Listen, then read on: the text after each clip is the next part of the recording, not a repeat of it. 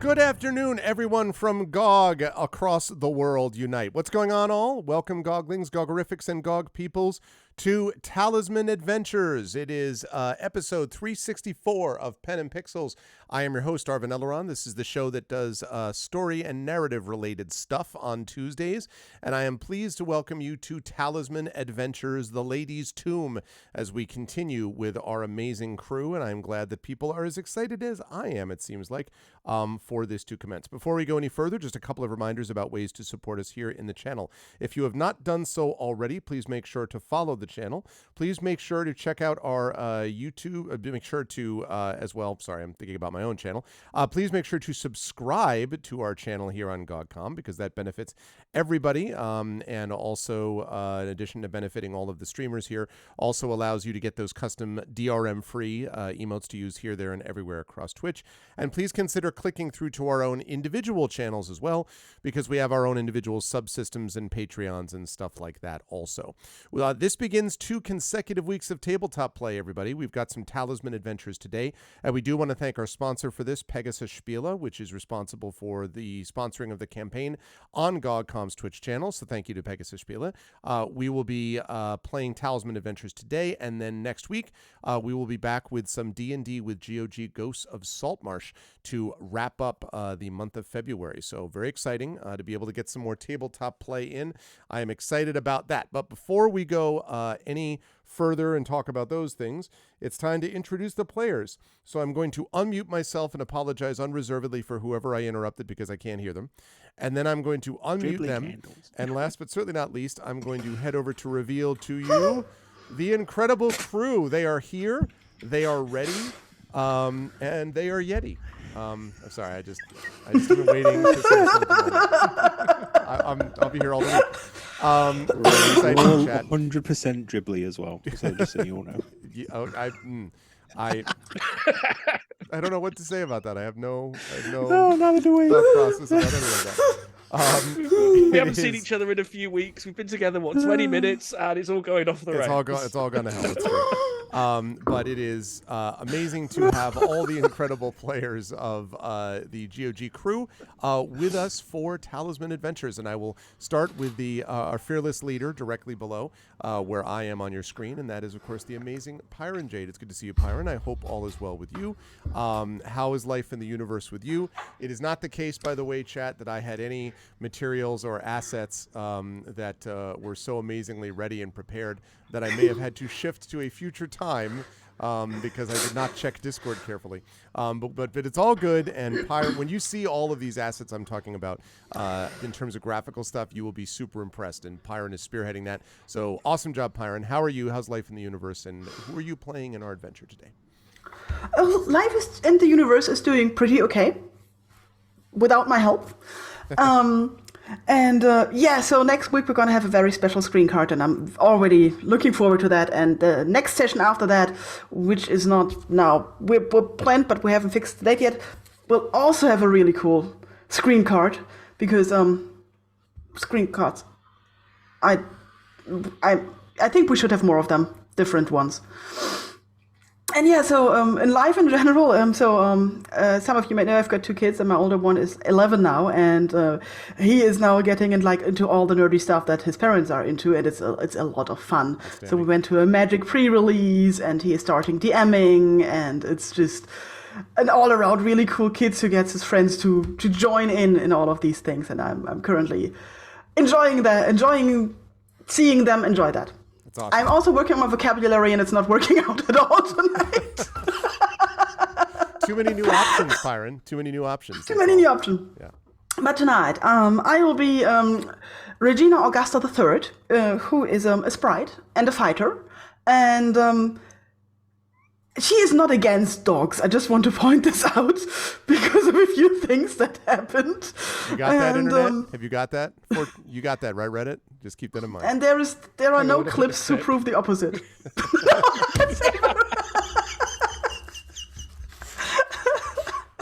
And we're currently on a really weird exquisition. But after the war, that we might be allowed to loot stuff that we're not allowed to loot right now.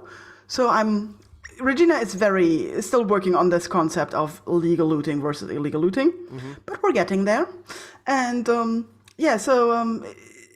some really weird things are happening, which are not so weird to Regina because she's like from the fairy realm, but still she's irritated by all of it because it's not going her way, and that's a problem. Right, they're not unusual to her, just irritating. Like just yes. Sort of, that's fair enough.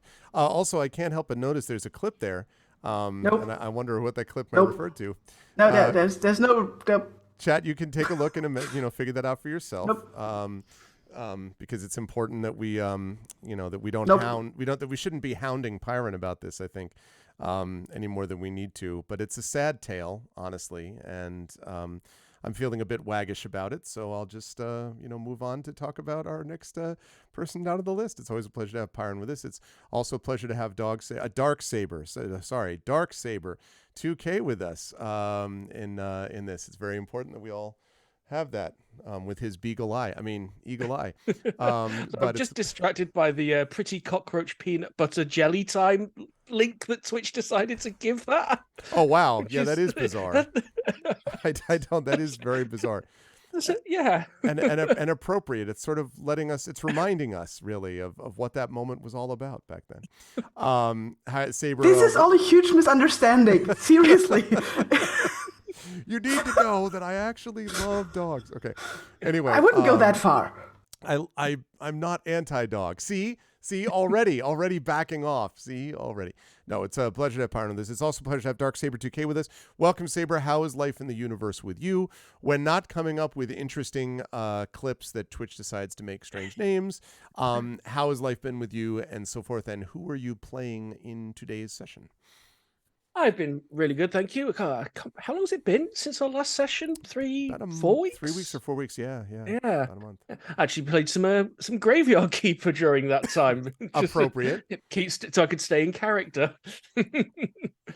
On top of that, I've just keep myself busy. Been playing a lot of Deep Rock Galactic, which several people here have been around on my stream for that, because it's just hands down one of the best co-op times I've ever had. It's such a good laugh with friends, and I absolutely love it. Just living my best dwarf life.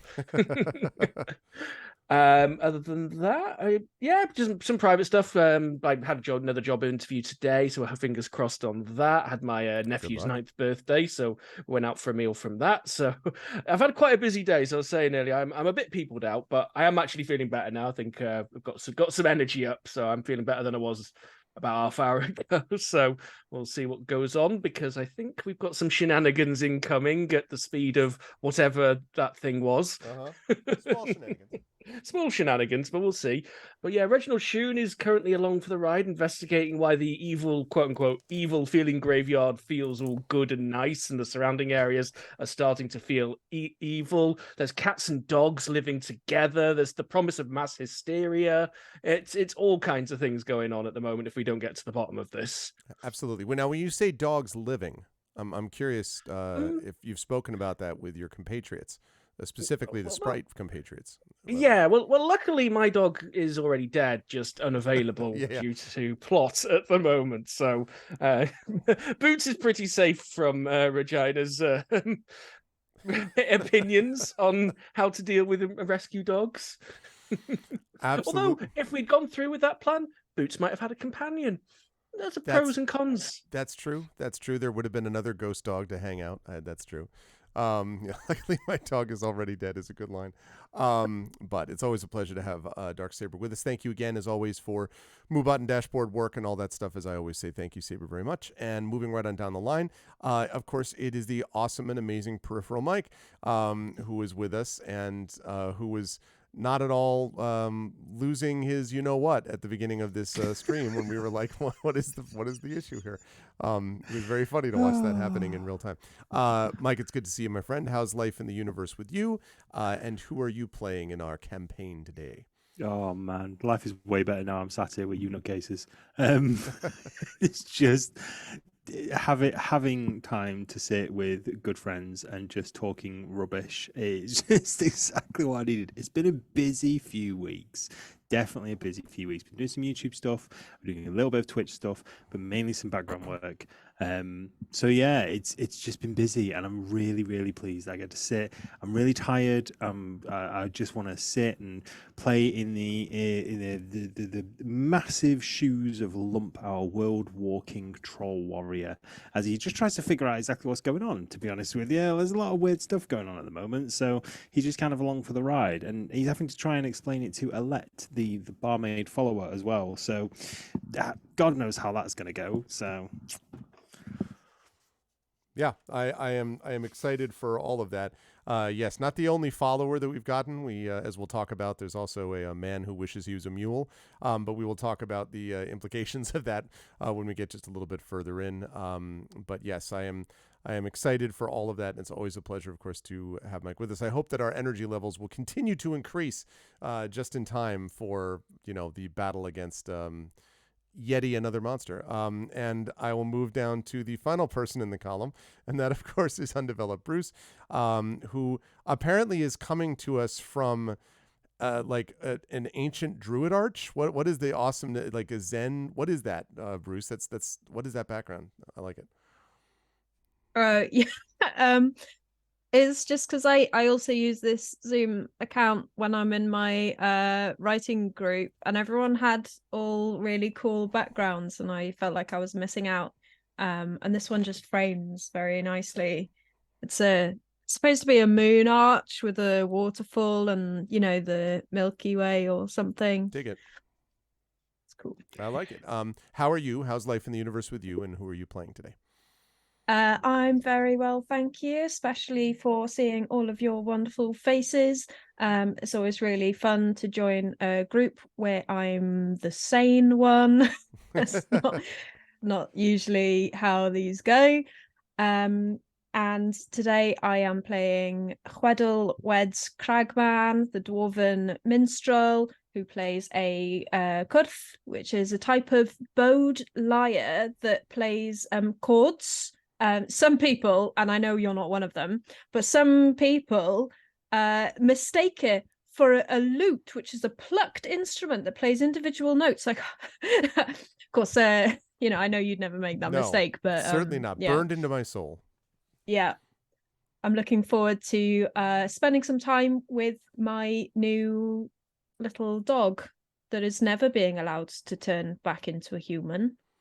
I don't care what it wants. It's a dog now. It's my dog. I don't care what it wants.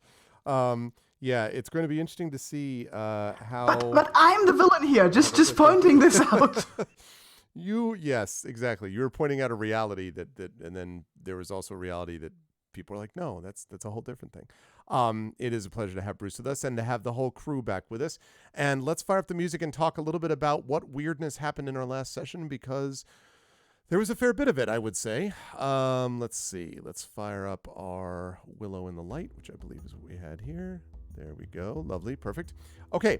Dice roller. There you go. As you in chat will remember, if you've been with us for a while, This group of people, brought together by circumstance and fate, light fate and dark fate. And speaking of that, I have 4 dark fate in case anyone's keeping track at home. In the opening sequences of this adventure, the crew was brought together and has been traveling together since this time, but was asked to go to the place of Sepulchre, which you can see right there, which is basically an enormous mausoleum / crypt / graveyard, the City of the Dead. It is one of the major cities that actually buries the dead there, and it has a certain way of doing things, some that Reginald, of course, is quite familiar with. The problem is that something is weird about it, and what the party has discovered after speaking to a number of people is that the place feels wrong when they went into the graveyard, rather than it being a place of sort of evil and malice and sort of feeling wrong while everything outside of it was not so much. Instead, it felt very pleasant and gentle and nice inside, and, like lots of little kitties and, walking along and little puppies smiling and happy and all that kind of deal. And that's not the way a graveyard is supposed to be, frankly. And what the party discovered ultimately is that there's a reason for this. A talisman of sorts, a particular kind of talisman, has been stolen by a group of people calling themselves the Redeemers. These sort of cleric, paladin, religious types who have always felt that the Sepulchre and the surrounding area was evil. I mean, fair enough, it is. And that they had decided they needed to destroy it in any way possible, and apparently decided to do so by taking out the talisman. But strange things have happened since then. The mood inside Sepulchre has changed from evil to good. Many of the people there are not people anymore, but instead are various cute animals, as previously referred to, and it means that the actual business of Sepulchre, which is burying the dead appropriately, has ground to an unsatisfying halt. And that's a problem because, you need a place to put your dead, and you need a place to manifest evil when good is being manifested outside of it. Instead, what you've ended up is the reverse, and it's bad for all. And so the party decided that they would follow after the Redeemers who had stolen this talisman, and they got on their way. They found on the way some rather odd, I would say, experiences, some odd things that they actually found. For example, they discovered a yapping, barking sound, and then it turned out that it was actually an enormous squirrel that was holding a nut within which apparently was the bark. And what the party discovered was that inside this acorn was actually a cute little dog, which Hweddle has now decided must remain his dog, regardless of what the dog actually thinks about it. So just to be clear, it's not about animal agency. It's just about what Hweddle wants. I just want to be very clear about that moment. This, of course, was after a very controversial moment in which Regina suggested maybe sacrificing the dog would be better, and all that stuff. I'm just making that up. I'm just for a sight gag. Anyway, so did all of that, and the party, so that was one of many strange things that the party encountered. They also discovered a large and very troubling looking creature, and I happen to have a picture of it right there. It is what looks, for want of a better term, a massive, bloody, clawed yeti. Although it doesn't look like any yeti that the party has ever seen before, they managed to trace their way around it, so they thought. But apparently not permanently, because as the party continued their chase of the Redeemers, they had just come near the crest of a hill over which, if they were to look far down into the distance, not far down, but well off a little bit in the distance, was a camp where they think the Redeemers were. But before they could do anything about it, they were confronted by the terrifying sound of a creature roaring as it was charging towards them, and that, of course, was this yeti, white-furred animal creature thing. But before that combat starts, I do want to remind everyone that a couple things. First of all, there is Alette, the barmaid follower that is going along with them. There is also, of course, very important to remember, a man named Barnett, who apparently was changed into a mule, then was transformed back, and has never felt happy since. He actually much preferred to be a mule. So he has accompanied the party in hopes that his curse could be restored, ish, and has traveled along with them in the interim. So hard to say if that's the case, but that's the deal with that. So he is also with them. And also, while we're on the subject of fate, bringing them here, let's talk about fate and other sort of statistics. Lump, I have you at 30 out of 30 life. I have you at 10 out of 12 armor. You're wearing a helm, which gives you -2 notice because of the helm. And I have you at 2 out of 7 light fate. Is that? Well, I think I start with 1. You start with, oh, you might have gained 1 the last time. Okay. Yes, yeah, I So- only have 1 because okay, I never took 1. Fate Smile, so Okay, Hweddle, you have 32 out of 32 I'll double life. check that, but yeah. I had you at 3 out of 8 light fate, but I don't know if that's because it doesn't overlap, so it doesn't carry over. So maybe you just start at 2. Is that right? And we're Yeah, 2 out of 8, and I've got 3 out of 6 spell points. that's what I had you at 2. Lovely. Okay, Regina, I had you at 30 out of 30 life, 12 out of 12 armor, and I had you at 3 out of 8, but I think that's actually 2 out of 8. It should be light fate. Yes. I don't Is think- it? Because I have Fate Smile, but I didn't know if you started 3 or 2. I think I started 2, but I'm not 100% sure. Can somebody of the other persons with Fate Smile say something about that? Yep, that should raise your starting fate by 1, and I think fate So smile's the 2. only thing that Okay. yeah, So it should be would on be 2. 2. So Okay. 2 is correct. Okay. Lovely. And then last but certainly not least, we have Reginald. Reginald is a little bit more to talk about because Reginald has first, excuse me, 22 out of 25 life. Yep. Reginald has 2 out of 2 life for the Peddler's Cloak. Yep. And a wand, which has been used once. And Twice. still twice, and still has a few charges, no one knows how many, to restore said cloak, after which the cloak will be destroyed completely. Right now, I have you at 2 out of 8 light fate because of what we just said with the Fate Smile thing, right? Yep. 5 out of 7 spell points. Yep, that's what I've got. And last was a -2 to psychic combat until short rest. I don't know that we've had a short rest since that happened. It was a combat effect where you were stunned by it, but you may have had a short rest since then, in which case that's no longer the case. I think we do, because I took the modifier off. I didn't have it marked on my Oh, nope, there it is. Yep, still got the -2 So still to got it. psychic. I think it Yeah. did. Yeah, I thought that it had happened one way or the other. So okay, then normally I would. This is the part where I would say that there's also Boots the dog, but there is not Boots the dog because of this strange curse that the party is investigating, Boots did not return to Reginald. So as we've said, #save Boots. We need to get Boots back for Reginald. That's clearly what matters here, far more than anything about like the dead and the living and the path between darkness and light. What really matters is, do we get the dog back for Reginald? I think we can all agree that's the most important thing. These folks, these fine people, are all level 5. And we talked about their fate. I have 4 dark fate to start with, and I'm sure I won't get any use out of that at all. And I know that because we're not going to listen to Willow in the Light. What we are going to listen to is some combat. There we go. Because they are being charged by this Yeti-like creature. Now, it is possible this Yeti-like creature is simply charging at them to, grab them up into a warm hug. It's possible that they're charging at them to high-five them, or to say, I also love dogs. It could also be any of those things. But it is nonetheless charging at you, and it does not look friendly. So that's going to give us a chance to talk a little bit about what we're going to do here with combat. So,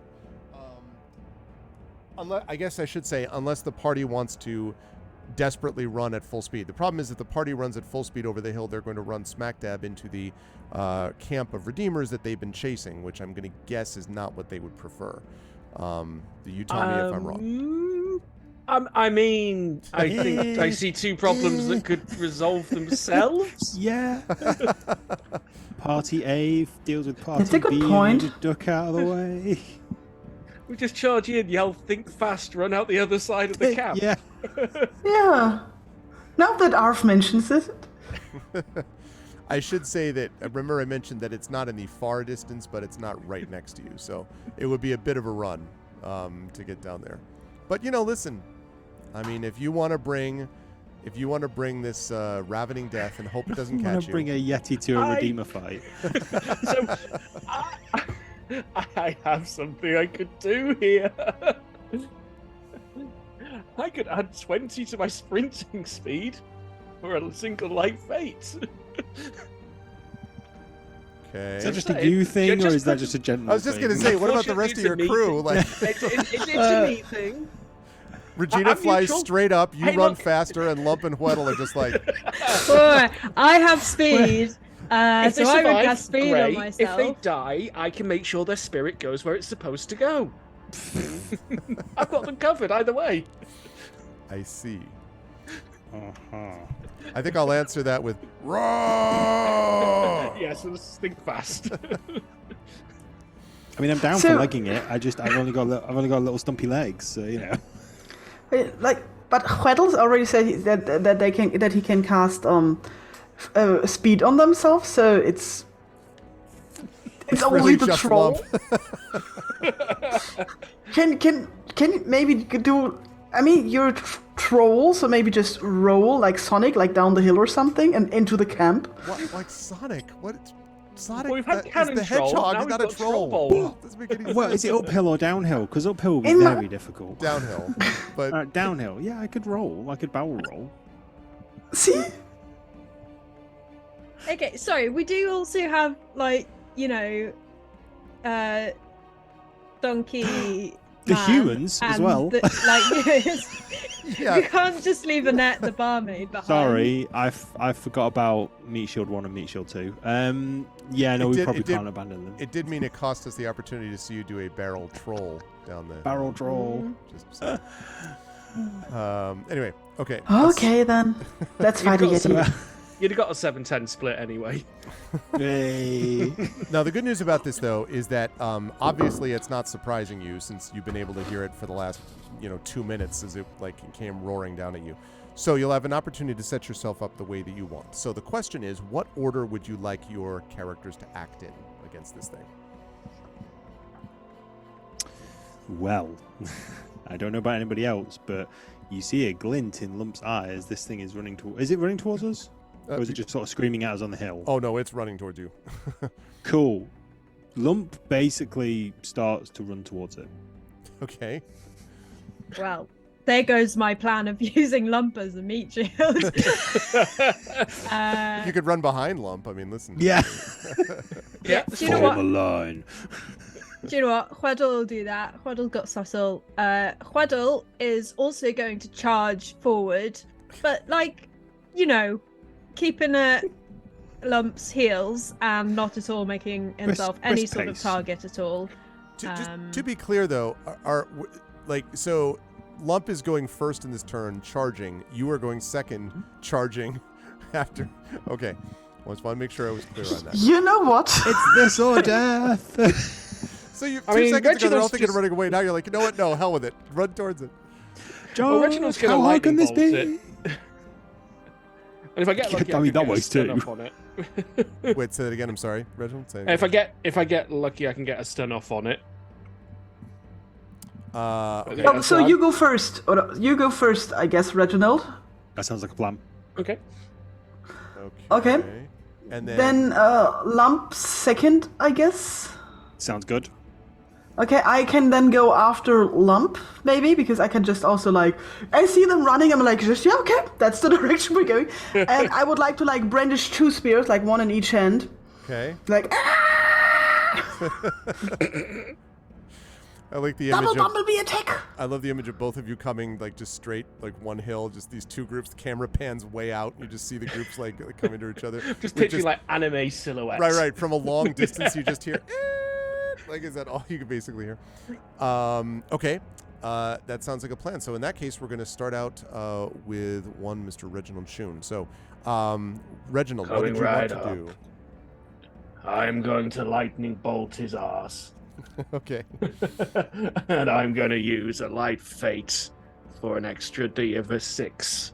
So Fair enough. that's going to be 4d6 plus. Oh, should be noted, by the way, I'm obligated to tell the chat, to tell the players that I am using my option to increase the threat of the creature with Dark Fate. I'm sure you're I'd not be surprised. stunned if you didn't. Escalation start in the very first roll. I mean, listen, we have a screaming, running creature Yeti thing, so I think Yeah. it's appropriate. So spellcasting with a nature focus means I get my resolve bonus and an extra +2. So, hey, just be glad I didn't use gust of wind, or this would all have been over already. Just saying. Yeah, I was gonna say, for once, your gust of wind may not actually end an encounter before it begins. There's a reason I'm lightning bolting My instead. God. All right, give me a second here while I put these notes up here. Right. So. Shiny SUV bloody calls is running towards you. What do you do? Charge! I mean, it's only natural. To be fair, that was our second choice. That's true. That's Second, you guys were going to run that way. Lump was going to run towards it. I got this. true. Yeah, I mean, like, at this point, just, like, why not do it that way? Okay, so, right. So, we're going to fire away with the lightning bolt. Yeah. Okay. Okay. What do we got? Let me see. So- Just. I'm gonna drop the 2 for a 19. 19. All right, give me a second whilst I make sure that we've got them. Let's see, why am I not finding... Is Lightning Bolt, where is Lightning Bolt? Why am I not finding that under... Page What are the other bases? 127. Yeah, page 127. Oh, okay. Yep, right in front of me. Okay. So, let's see. So you said total of 17, is that what I heard? 19. 19. Yes. So that is successful. Excellent. Let's see. It is, and I think you dropped one of the 2s, so that means it is just a standard success. Mm-hmm. Which means that on a standard success, we will have to think a little bit here about the impact of that, because on a standard success, the spell may become more expensive for you. So, so I'm backing up to the part that I need. Okay. Extra spell point. I'm going to say that based on this, I think especially because this is from a distance, it makes sense to me here that you're going to have to spend an extra spell point to get this to work, I think. Okay, or take be me down to strained, 3. but I'm guessing you'd rather not be strained. So I'll take the extra spell point, so I'll be down to 3. Okay. And I do 1d6 plus craft for 8 points of damage. for 8 points of damage. Just ignore armor. It doesn't say, so I assume not. Oh, hang on. Does. It does not. It does not look like it does. So it's going to have to deal No. with armor. Okay. So you do in your practiced way. You know, right, sort of zap directly, and it slams into its right shoulder and barely slows it down. Now it is hurt by it. Unquestionably, like you do see the burn mark from the, it is hurt by it. And it may just be that it was unnaturally tough. And so maybe you've, broken its armor or whatever the equivalent would be. But this thing barely slowed down upon hitting it, which is frankly the first time you've ever hit something with a lightning bolt and had it react this way. So that's a little troubling. But you have hit it somewhat. So you sort of like, continues to run forward. Now you actually see its fur sort of like sparking as it's running towards you. You've now electrified the Yeti. No, I'm kidding. Good. Okay. You also Quick, said throw water on it. yeah, exactly. No. Yeah, you did not stun it. Nope. But okay. But it did not hit you because it was just a standard success. Okay, sounds good. That works sounds out good, well. yeah. Reginald, are you moving anywhere? Other than No, I backwards just slowly need line over of there? sight. I'm good where I am. Okay. All right. Meanwhile, we have the charge of the Light Brigade here, the Light Fate Brigade, so to speak. Let's start with Lump. Lump, I think you're actually going to reach this creature. In fact, if you want, you could even like do a, straight up type of thing. Yep. So I get to attack it, yeah? Yes, you do. Fantastic stuff. So You also saw it thematically- barely stopped by this lightning, by the way. Yeah, that's fair. Thematically, Lump is charging using both hands and feet, and at the last minute leaps into the air to do a double-handed attack over The it Hulk because attack, I'm I going love to it. use yeah, pretty much a Hulk smash. Because I'm going to use a light fate to use heedless, which basically means I take full damage, but from the attack. But if I am successful, I get to add multiple d6 to my damage roll. Nice. Okay. Seems Yes. appropriate. So that's my life fate gone. Okay. Now I need to remember how to roll an attack. Reginald, you used one of your light fate, right? On that one? I did, yes. I'm on Okay. 1 of 8. 1 of 8. Okay. Love is used his. I've used one of mine. Add my brawn, Okay. Lovely. which is that. We'll find out how much full damage from a Yeti is. Yeah, It only looks like a Yeti. It may not be a Yeti. it does look like a Yeti. And add 2 for my focus. I imagine most of us have only heard descriptions of Yetis, and this looks like a Yeti. Yes. Oh! Wow. I'll take that. 26 doubles. Good gravy. That is Lump a lot. does one thing very well. Yeah, good God. All right. Melee destruction. Now I didn't know that was going to work, so I now have to read the write-up of Heedless. I was planning on it not working. I wasn't planning on it not working. I know what my dice rolls are like. Nothing says that more than, I didn't actually read up on what to do if it succeeded. No. I made a little flow chart. I was inspired by Parian. I made a little flow. Use Heedless, 1 light fate. I take full damage if successful, plus 2d6 damage. Well, the deal is that, excuse me, on that attack, your attack is a complete success, and you inflict full damage on your target, and your opponent does not get an action. So I think the thing about Heedless that I want to double check is see if Heedless overrides the great success. I So don't know. Heedless, the actual raw is you prefer to charge heedless into headlong into battle, never counting the cost. This is page 108 if you need it.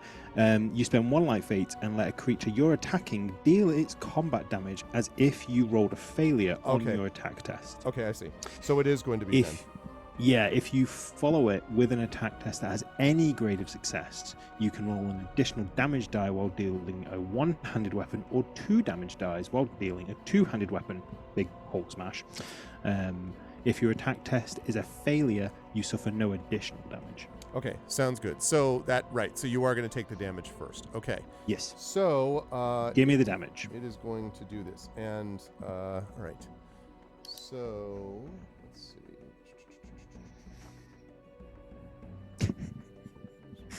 Hit me again! Hit me again! Okay. Wow. All right. So this thing is quite impressive. Okay. So it comes in at you, and you sort of duck underneath it, right? To do what you are planning to do. And the following happens. The first thing is, as you come close, it claws you twice. And it's going to do...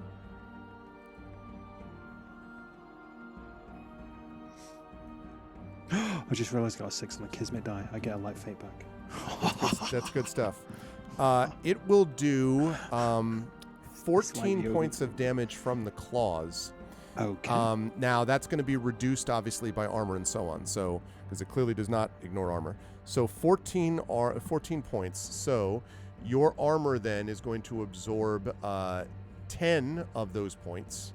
Mm-hmm. So that means that 4 of them will get through. Remember to mark 1 off your armor, Mike, and then the other ones are, like X off, and the other ones are slash. One is an X, and Yeah, the yeah. rest have slashes. So now So that means 4 four off health of your life, points. which means 26. Those are the 2 claw hits.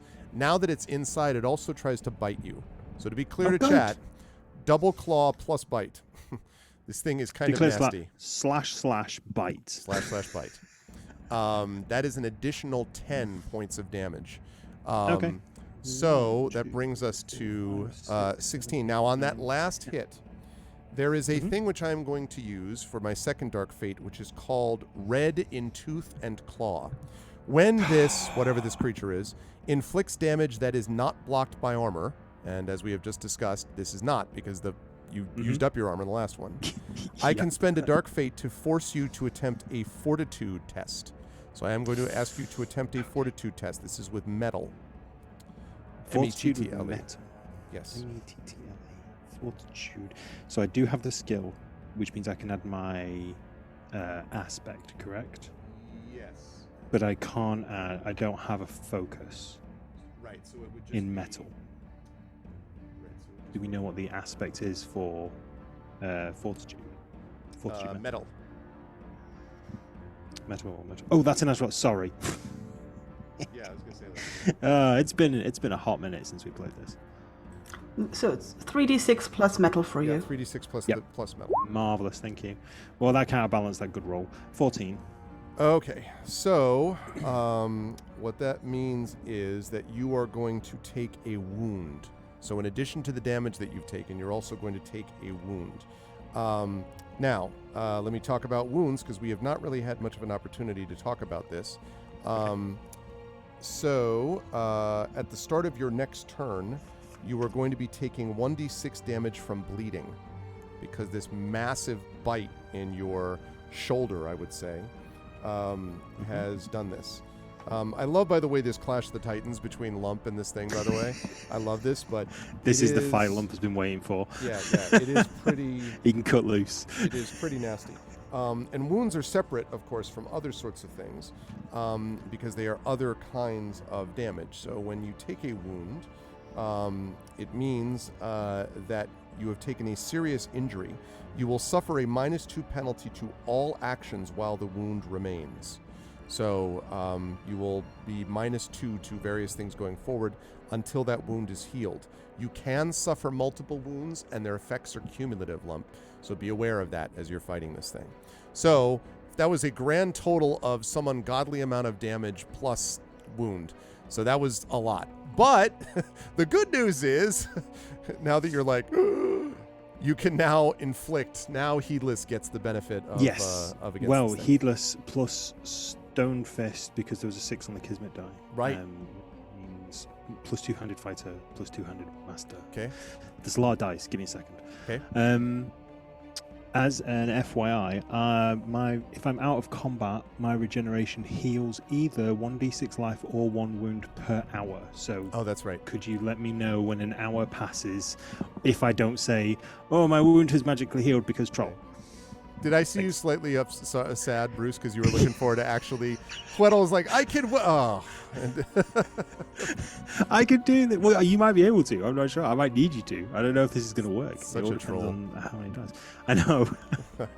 Okay. Right. Did you get a success? Yes. Well, All right, let's see so what damage 2d6. I literally need to count them. Add my brawn. Add 2. Carry the 1. Roll another 2. Right, 7 sweet. million damage. Well, hopefully. 1, 2, 3, 4d6 plus 9.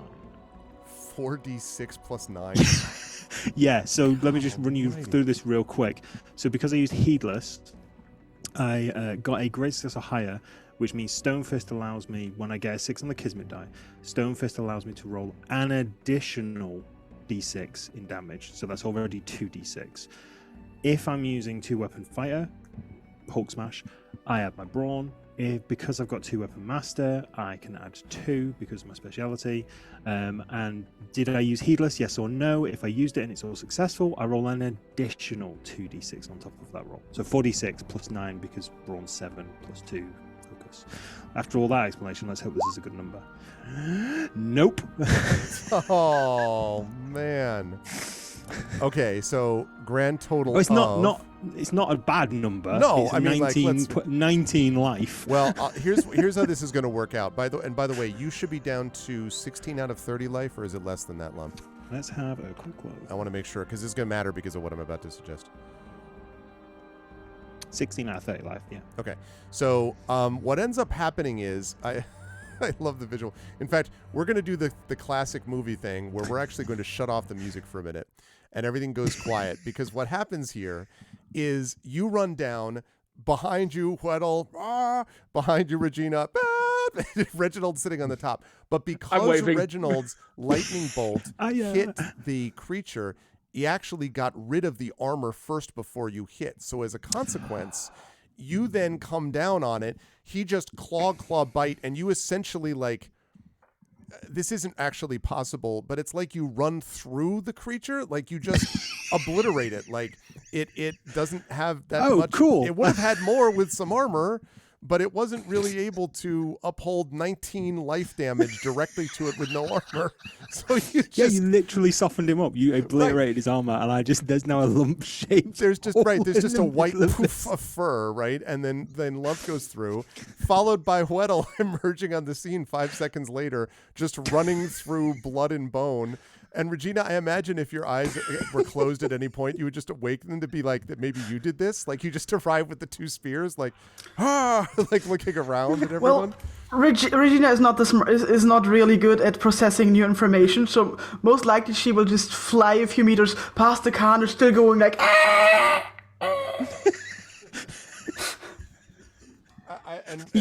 You blink and there's an explosion of Yeti. Like, what the hell? And I imagine Reginald is just sort of like, well done. Turns around like that's all good. My work here is done. Yeah. It's just Lump just collapses on the ground in a heap, and he's just one thumb up to Reginald. Creature is destroyed. I imagine this kind of like that video. If someone exploded a whale on a beach, I don't know if you've seen that, but I imagine like Lump went through the beast, bits went flying. Weddle arrived just as all the bits were starting to hit the floor. The humans are just vomiting in the background. Oh my god! If I don't get a loyalty point off a let, I'm gonna leave. Listen, this is the God of War moment. There is no way she's seen that before. Yes, no, this is the God of War moment. Like, I mean, that is right. The loyalty of novelty combined with the what the hell is that? Just running. The good news is you get a loyalty point. The bad news is you lose one because she's covered in Yeti bits. And can't find you under all the gore. Sorry. Bartor, the man who would be mule, kind of looks over at the top of the hill at you, Reginald, is like, "All right, I guess we got that done then." As you're just sort of standing there. Now, Lump, you are going to take an additional damage. This is only going to happen once, but this is the bleed reaction. So you are going to take damage. That's not going to be armor based either. So that's 4 more damage. So you're down to 12 out of 30, and you have a wound. Yep. The good news is that you can, as you've noted, heal yourself from wounds. However, you may have to decide if you want to wait the hour to do that or what, because you've now, after this rather... Well, it's not anticlimactic. It was very climactic. Let's be clear. It was very cinematic. Yes, it was very cinematic. It was very impressive. So you all come to a halt, as you can see.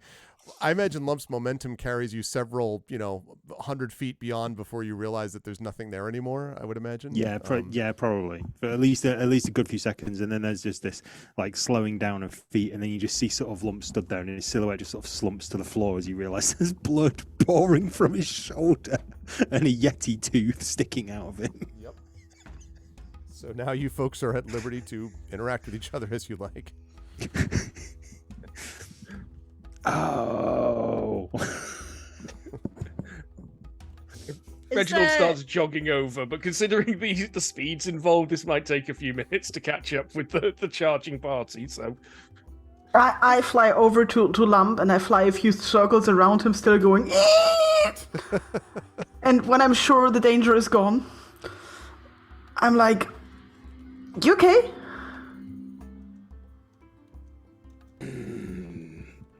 Think, I'm sore. Just like digs a tusk out of his arm. It's like, that was fun. Are we having fun, Yeti?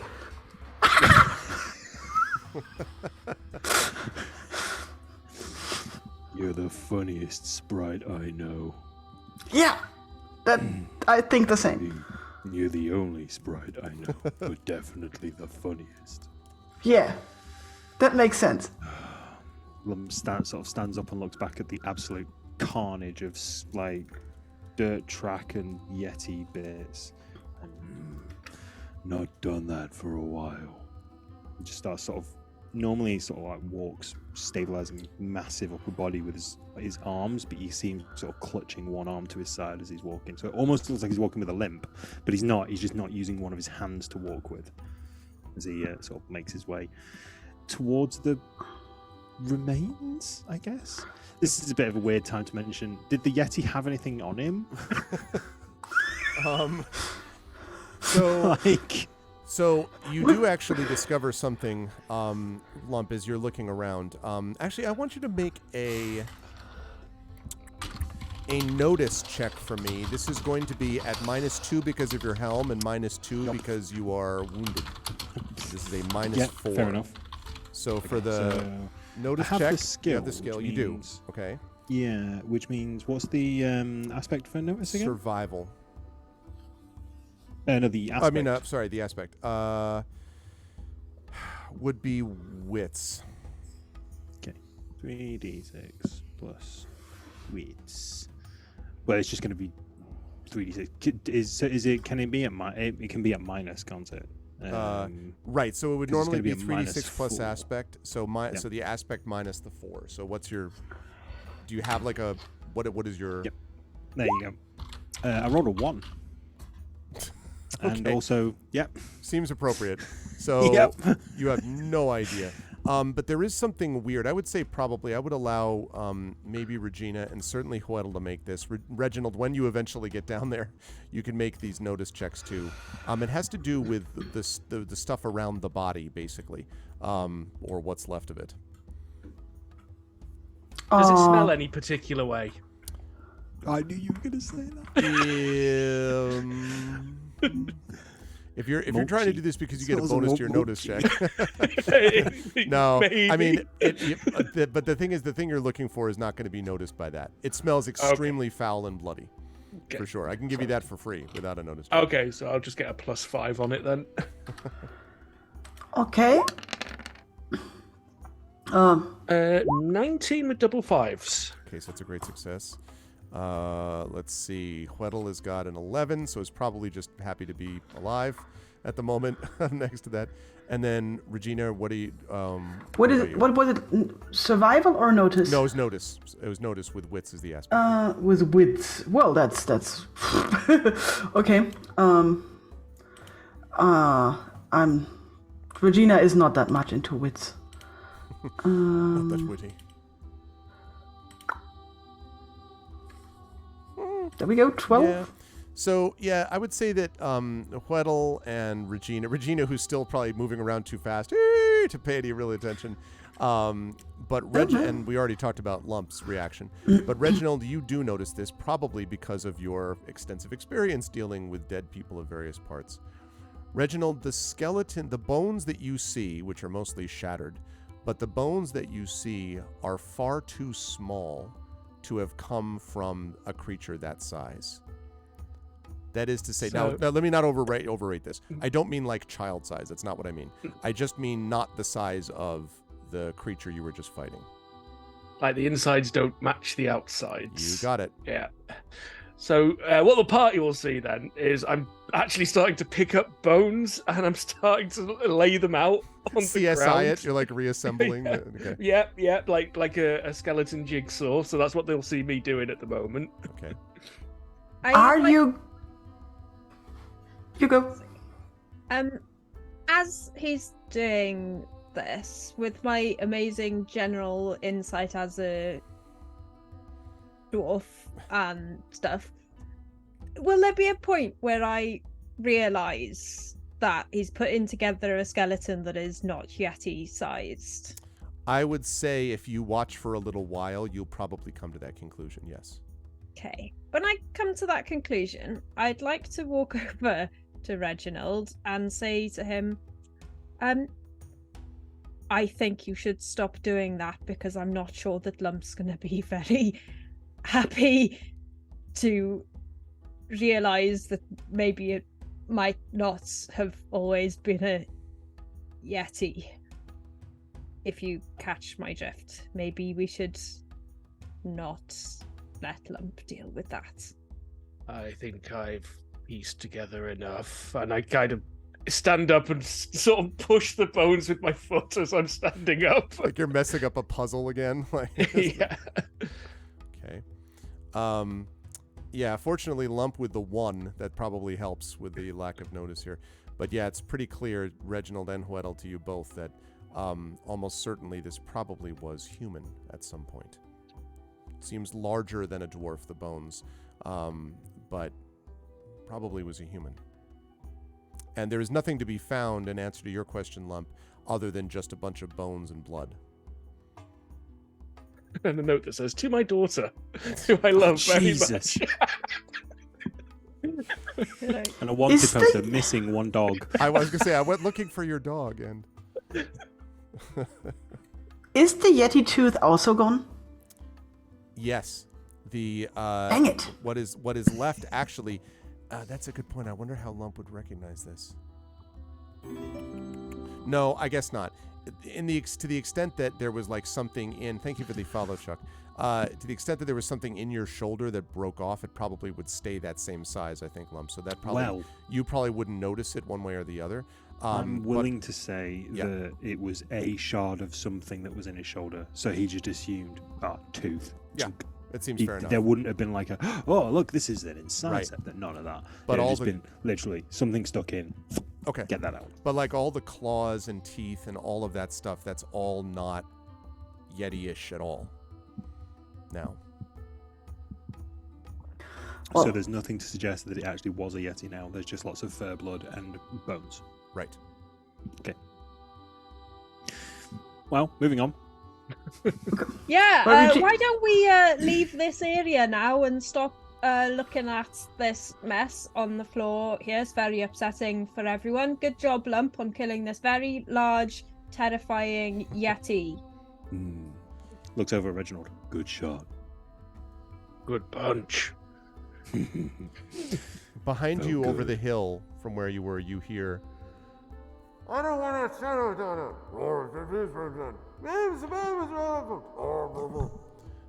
There's a big argument clearly coming from behind you. And you may remember that you had just come over the top of the hill and you saw like that camp, and then the Yeti was roaring and whatever. But you hear now there's an argument clearly like echoing. You can't hear the words at all, but just echoing from the camp. They may have hurt us. Lum just sort of straightens up a bit. That's okay. Like pretending that his shoulder isn't hurt.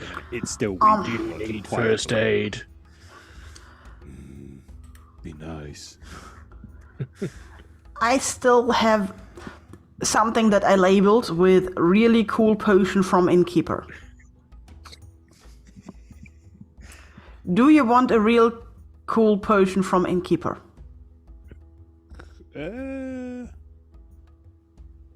Yes. It's not alcohol, I think.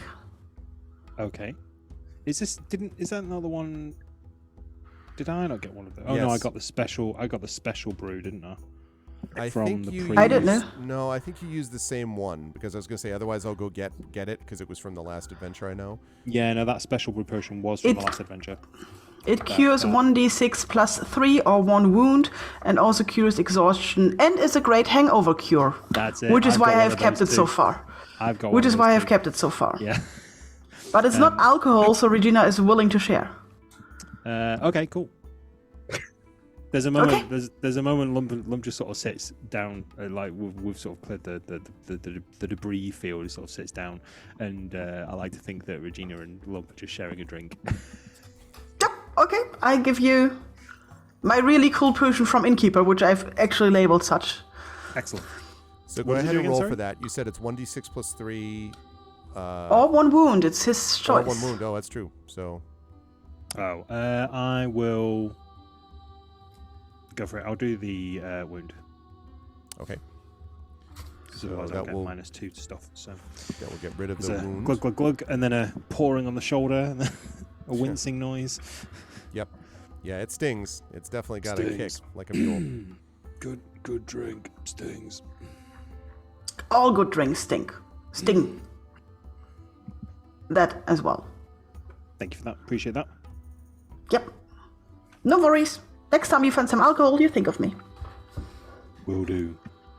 Yeah. Hey, Mike, how do See? you think Alette is reacting to this since you've been playing Horrified. this far away? Okay. Horrified, and traumatized, and probably in need of counselling. But generally, there's probably a bit of horror and very kind of wow, I'm actually traveling with a group of adventurers who know what they're doing kind of feeling. Like that was a terrifying monster, and now it's no longer a monster. Like it's that they've dispatched it and no one died. So there's probably this feeling of this is the end. Oh no, it's not. They've just saved our lives. Okay. Yeah, that seems fair enough. I would say that probably would increase the loyalty slightly, despite all of these factors. And I want to point out that puts her loyalty at 5 at the moment. Yep. Cool. I also want to point out to the party as a whole, just a quick note. Now, I know you don't want to wait forever because you've got these things arguing behind you.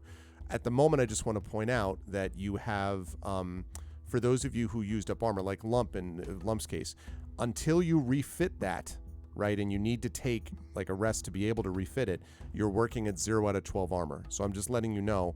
On the other hand, they are behind you and they clearly are yelling. And so I'm just laying out for you the scene in terms of what the party wants to do. It's up to you, but there is that concern. Oh.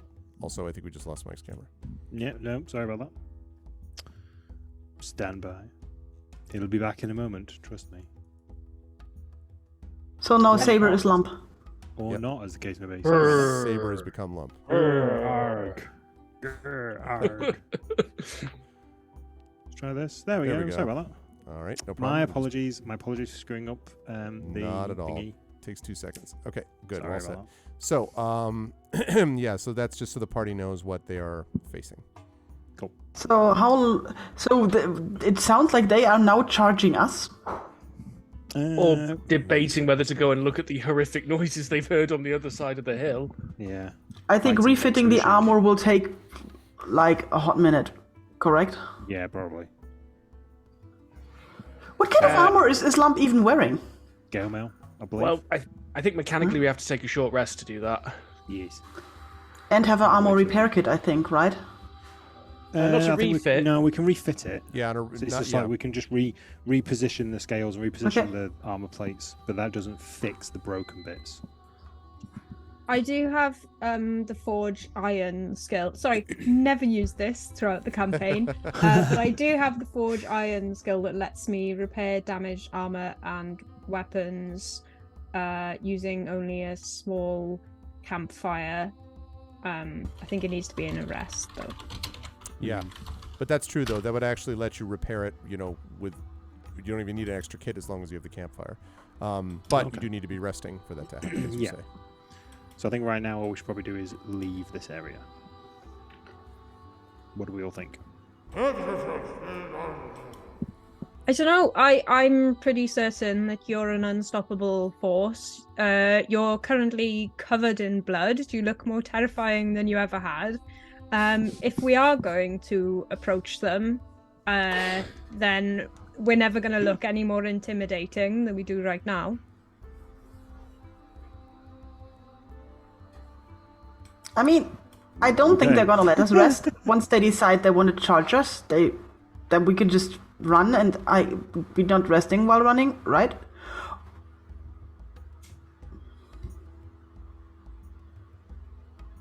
Yeah, I don't mind. I don't mind being here whenever whoever is coming over the hill. I don't mind being here for that. I can defend you. Sitting there waiting. Yeah, we should look totally relaxed. Maybe wave at them when they come. Yeah, just chilling. Pull up a gore pile. Pull up a bone, yeah. Well, strictly speaking, they don't know who we are, why we're here, or what just happened. Yeah.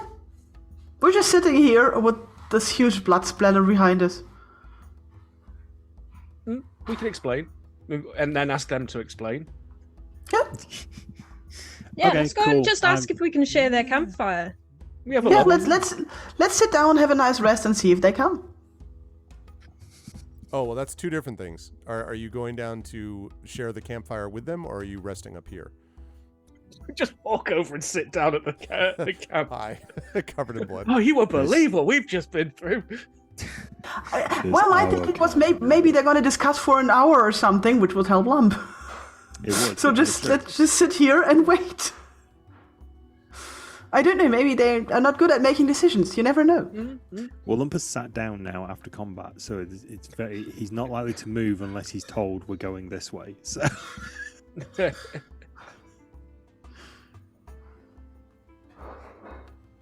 Reginald, What are we doing? did you put the spirit of the Yeti to rest? Is that what you were doing? We need to get the talisman back, otherwise it wouldn't matter.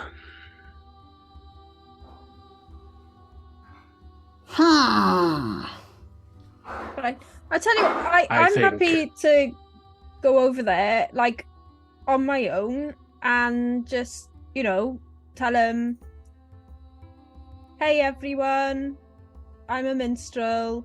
Do you want me to, play you some tunes on my curth in return for me and my mates, sharing your campfire, having a nice rest together? We don't need to tell them that we're looking for them. I'm sure it'll work. It's worked for me before.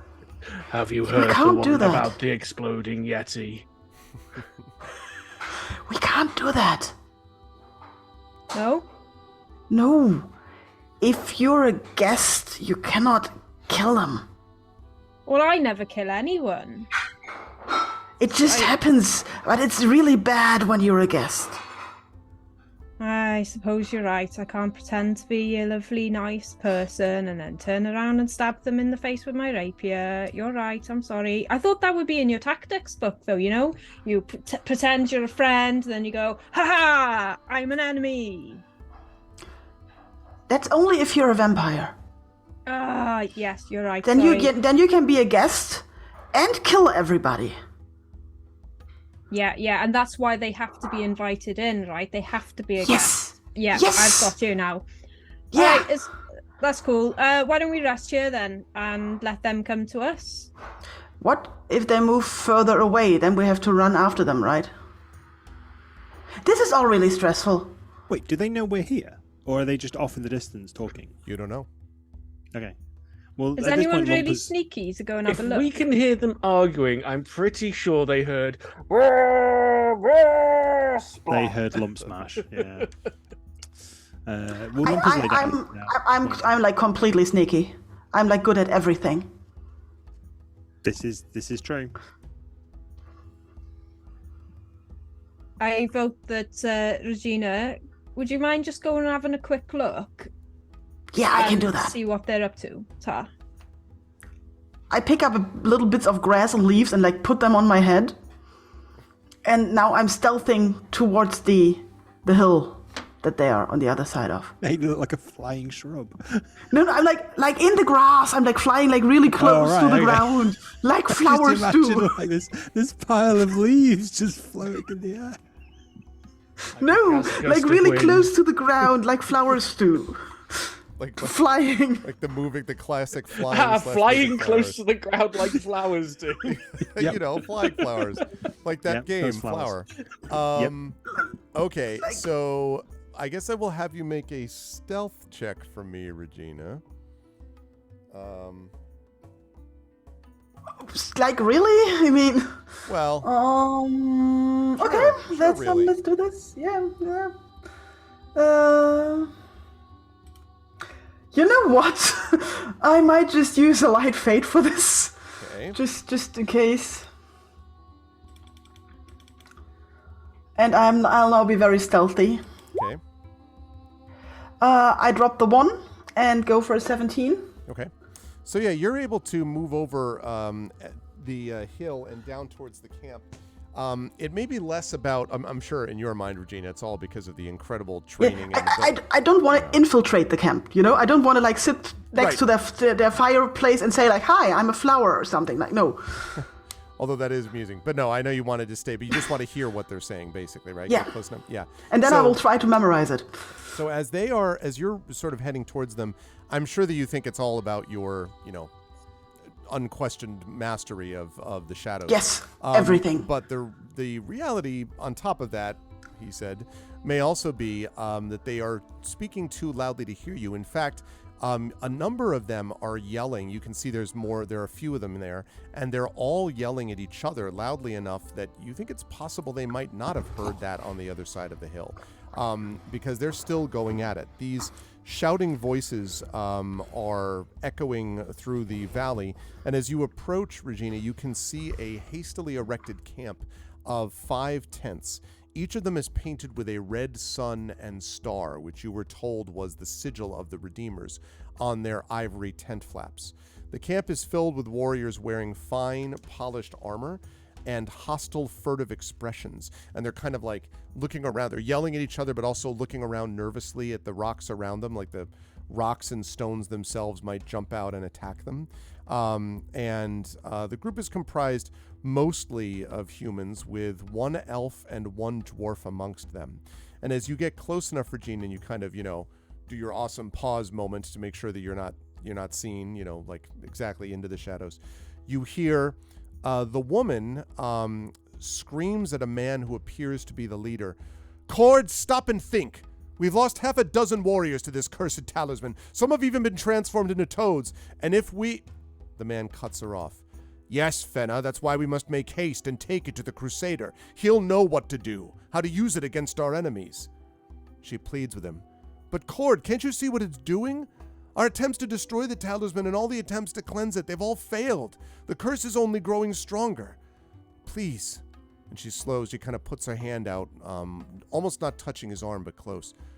"Brother, hear me. It's changing you." The argument continues, and you can see that both parties are quickly running out of patience. They look really upset and very agitated.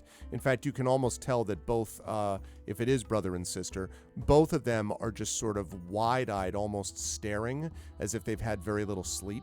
And they are, as we talked about, as you could just hear, very divided on what to do next, apparently. How many humans are there, more or less? There are, I think, so there's 5 people total.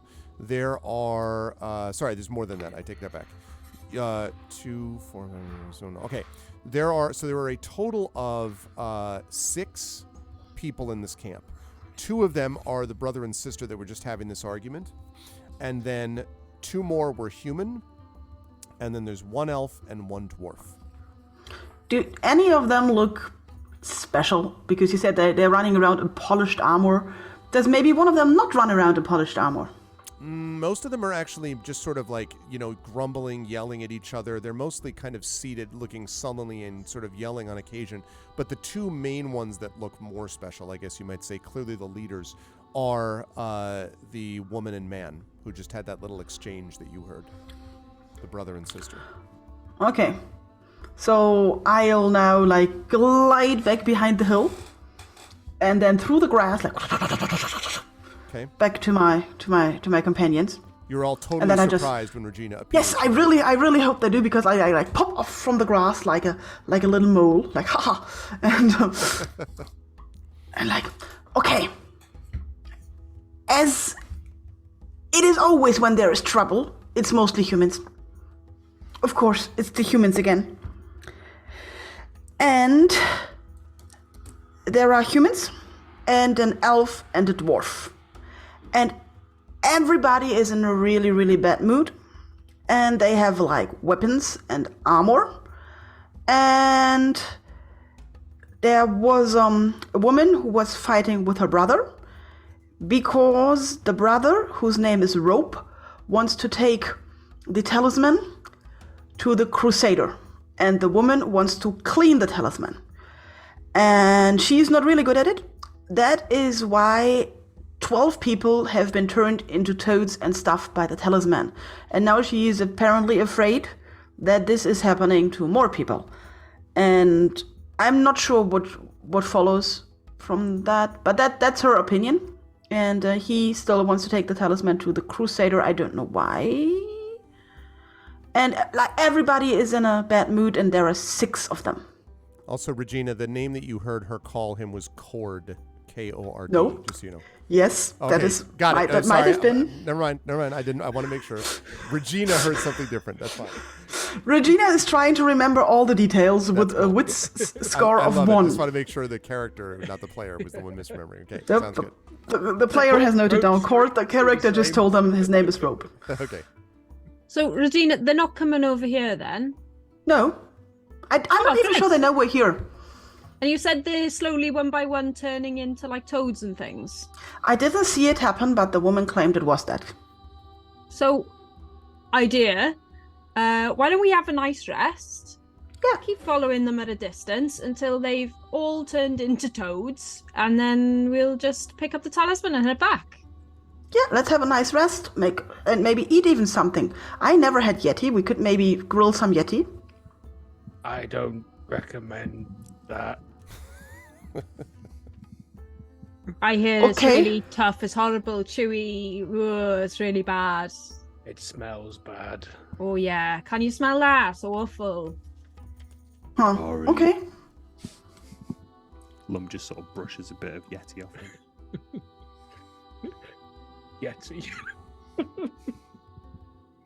So, then, let's relax. I mean, they are still fighting, and even if they decide to go on, they have tents. I forgot about that. They have tents with painting on them.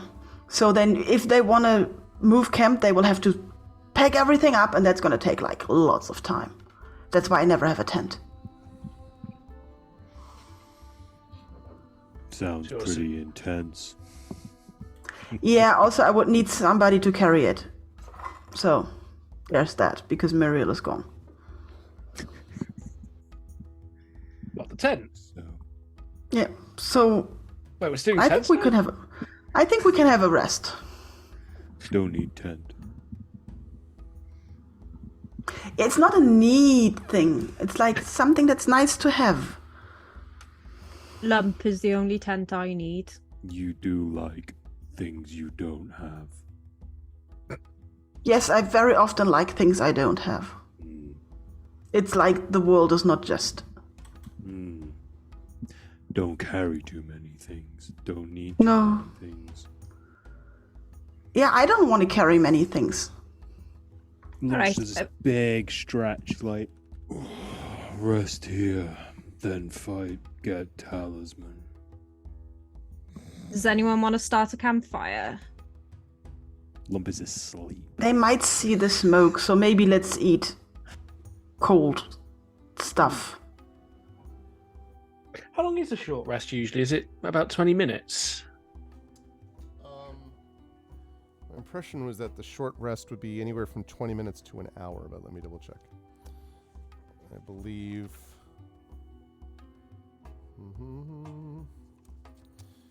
Yeah, so it is, to be exact. Oh, even shorter than that. Sorry, 15 minutes. For some reason, I thought it was long. For some reason, I thought it was closer to the short rest that we get in D&D, but it is actually just 15 minutes. And can only do like sort of light physical activity. So during the short rest, you can refit, the armor and recover life or do all that kind of stuff. But other things like recovery and so on would take a long rest, and that is 8 hours. Yeah. I think I'll recover my spell points because I can do that once per short rest. Okay. For the recovery, you roll 1d6, and that Yeah. gives you the number. Short rest. How can we do a short rest to gain? Oh. Wow. But the Tofurky was cursed. Okay. Short rest, page 48. Thank you. So 4 out of 7. So yeah, on a short rest, you have the refit, you have the recovering life. You can take a recover action. And you can recover spell points if that is appropriate, or first aid, where you can attempt first aid on another character. And so, I mean, actually, Lump, your recover action, automatically a great success, restoring 1d6 life. It'll actually be too quick for your natural healing proclivities to kind of kick in. Yes. But also, you might have to decide if you want to do that or if you want to refit your armor. Because I think life over armor. Okay. So Can one of us refit his armor? No, he has to refit his own okay, wait armor, then. unless he has a particular skill that says different. But heroes No. refit their own armor. Yes, you can I- help heal I them sneeze. with first aid. I sneeze. Yeah, and no. My armor is refitted. No, okay, I will refit my armor. So that I'm just trying to calculate which one's more beneficial. I think I don't know. Well, it might be the armor actually, because it gets rid of all of the single slashes through the. Those are the ones that need to be refitted, aren't they? The ones with X's are damaged armor. Right. Yeah, you refit all of those automatically, page 46. Thank you. Yep. 1, 2, 3. Which will bring you up to, I think, 11 out of 12 anyway, armor and lump, but correct me if I'm wrong. And that actually kind of you would have been very close to death if it had not been for that. Oh yeah, absolutely. Whoa, wait, hang on. What's my total armor? I will double check my total. I'm going to refit my armor. I just need to double check what my total armor is. It wasn't 12? Because I've made. I think that's It what I might had you have up been before 12. was max was 12. I just Oh, yeah, that's need fine. to double check. That's fine. I don't think I'm. Yes, it will have been 12. It's now 10 out of 12 because I've damaged it once in this fight with the Yeti, and I damaged it once in the fight in the graveyard. Right. So that means that you're at 10 out of 12. believe. Hello, second 10 shadow. out of 12, yeah. Also, you have your 1 out of 7 light fate, right? You said because you. Yes, I do. Yeah. Got that back in the. Okay. All right, that's what Lump's doing. What are Regina, Reginald, and Weddle doing? I've recovered my one spell. Oh, point. right, you recovered the spell point. That's right. Yep. So Regina and Weddle is what we need. I'd like to play with the puppy, please. Yes, you Nice. gain 15 heart awesomeness back. Gain determination. So you could actually, Weddle, you could do first aid on Lump or someone else if you wanted. You can also, of course, just play with the puppy, but. Isn't first aid one of the things that you can only do if you've got the skill in it? You have to be skilled. Yeah. That's right. Yep. So I'm wrong. So the only other thing would be, I guess, spell points if you have those two. Well, you could try to recover spell points because you are at 3 out of 6 of those. Oh, what's the mechanism for recovering spell slots? It's automatically a great success. You can do it once per short rest, and you roll 1d6 and you recover that number of spell points. Lovely. I'll do that, please. Okay, so go ahead and roll your die to see how many. That's what Reginald just did. Okay, so you got 3. Abysmally. Yeah. Yes, it was unfortunate. Okay, and that leaves us good stuff. Regina. I collect more plant material and try to make a better disguise. Okay. A lot of it seems to be, sort of covered with blood. Bloody. And, so like that sort of thing. Yeah, I'm not taking the one that's covered on blood, okay? I just... Maybe it Even all Regina blends in, can think you so know? that far. Maybe it all blends in. Okay. Yeah, but maybe I find like a nice broadleaf flower or something. Right. Yeah, you're able to find a couple of those things, I think. And after about that 15 minutes, you folks are ready to go. Also, Second Shadow. No, this is Talisman Adventures. It's not AD&D or actually any Dungeons and Dragons edition. This is a whole new system, which is by the company Pegasus Spiele, obviously inspired by and heavily influenced by the board game. The lead designer is a guy named Ian Lemke, and it's a very cool system. Quite some significant differences with D&D, but we highly advise you get it because they sponsor our campaign and because they make good quality books. So, and if you like Talisman the board game, it's a slam dunk. I mean, for sure. Okay. And if you've no experience with it, I had no experience with Talisman the board game before playing this. I played this. I now own most of the Talisman board games because I was familiar with the world and I just got obsessed with it. It's true. It is a bit of a gateway drug. That's Just a little bit. So it's good. If you don't like having money, it's absolutely great. Okay. So your short rest ends. You notice that the conversation, the shouting seems to have died down, but it looks like they are, just sort of looking from your vantage point, are indeed packing up. At least from what you can tell, the people in the camp seem to be packing up. Do we hear any frogs? Do I smell any frogs? You do not smell... Well, make a notice test. Let's see.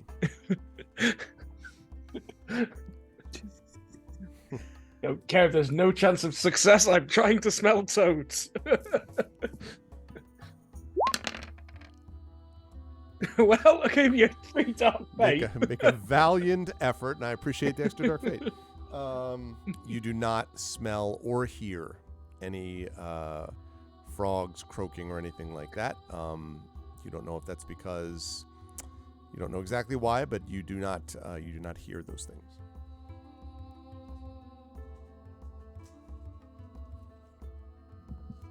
I will detect something with smell, even if it kills me, and it might actually do that. All you smell is dried blood. It's beginning to smell less and less like Yeti as time passes. Yeah, we should probably leave. I should disguise myself as a frog. Yeah, go for it. I just need a frog first. You just need a frog and a small knife.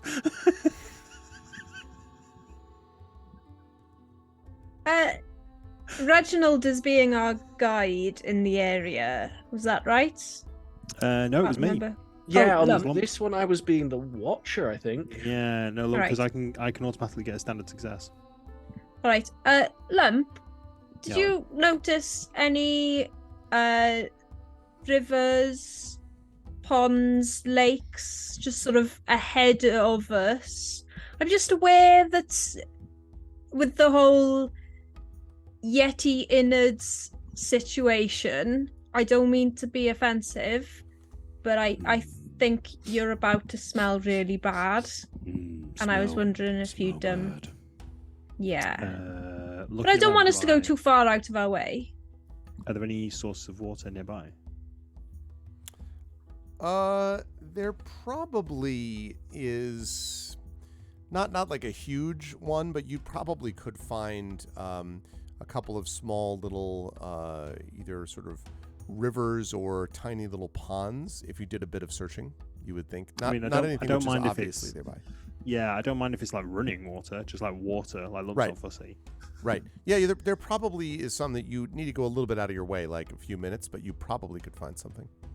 Okay, Lump will sort of look over to where he remembers seeing one last. That's hopefully not in the direction of this camp or in visible distance of this camp, and go, "Water that way. Be back soon." And just starts trotting off. His arm looks better, by the way. Okay. Now, Paris just put me in charge of Regina while she's AFK. I imagine Regina would probably go with Lump to follow through on trying to find a frog. I'm pretty sure that's exactly what would happen right now. Yeah, that sounds very on brand. I guess I will. I'm gonna. The water's like within visual distance, right? Or which is invisible distance? Do you? The water. water, Like this if I water stayed source. in this position, like You'd have to do a little bit of searching for it. Okay. I mean, I don't think it'll be difficult for you to track it down, but it's definitely not visible from where you are at the moment. Okay, I was just thinking about keeping tabs on over the hill, Yeah. but also not being isolated from everyone at the same time.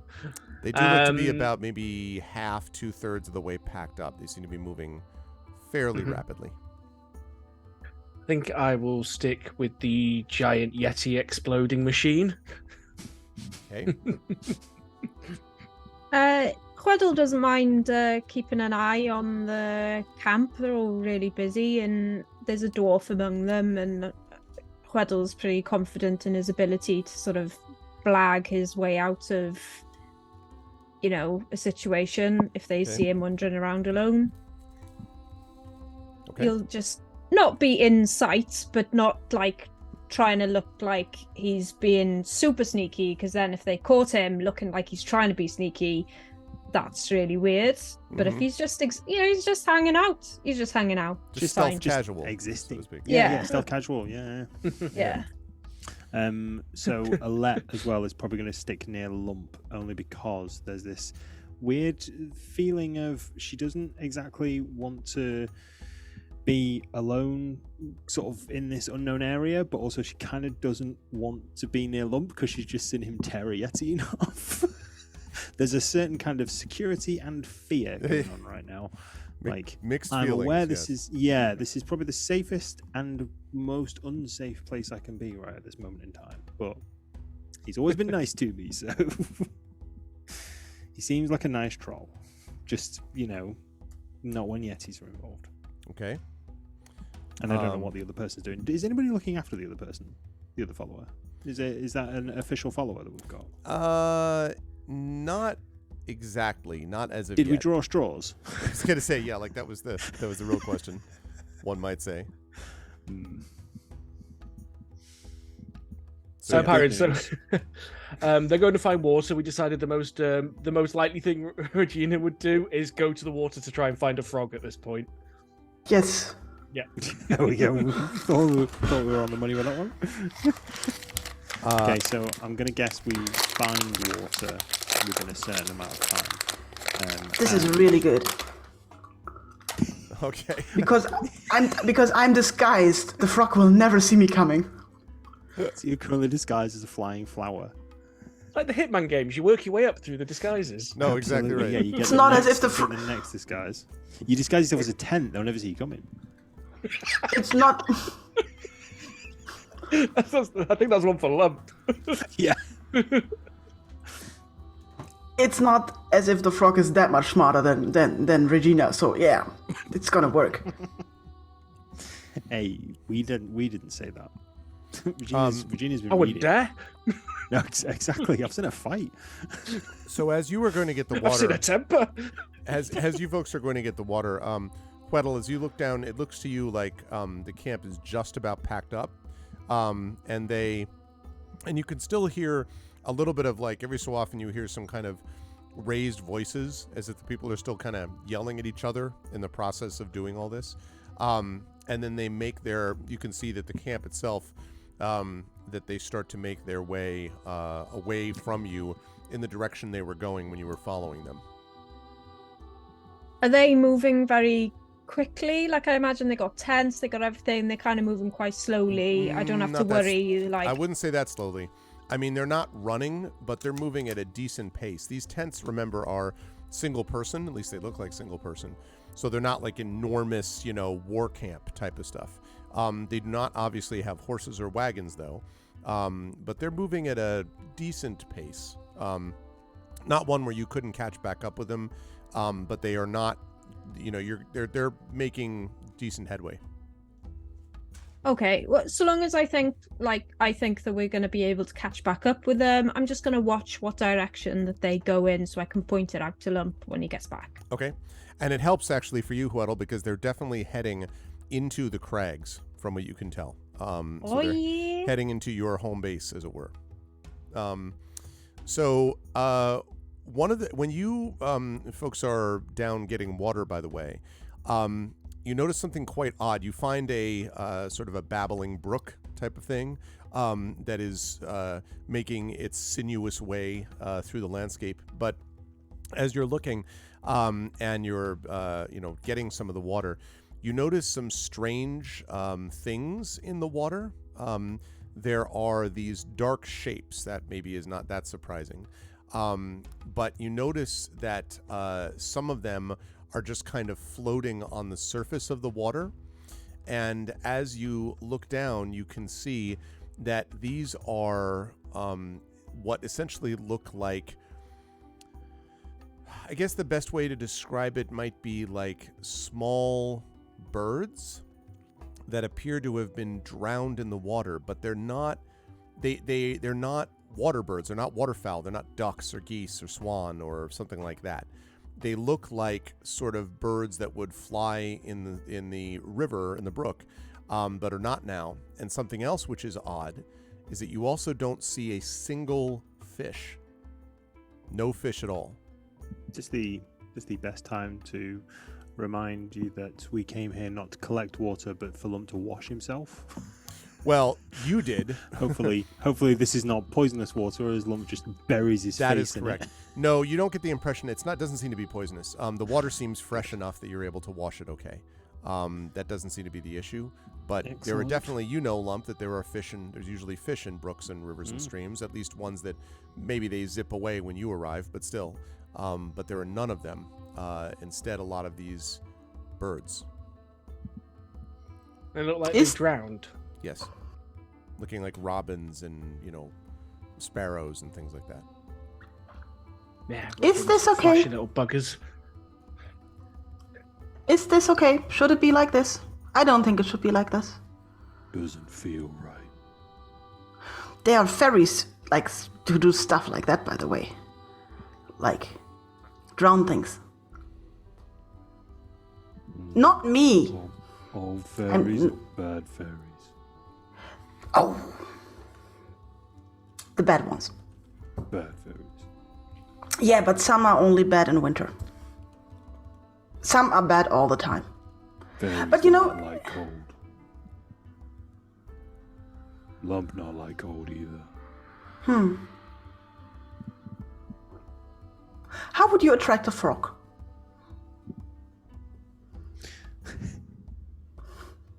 You see Lump just I sort of have puts his animal hand down. handling. I might know.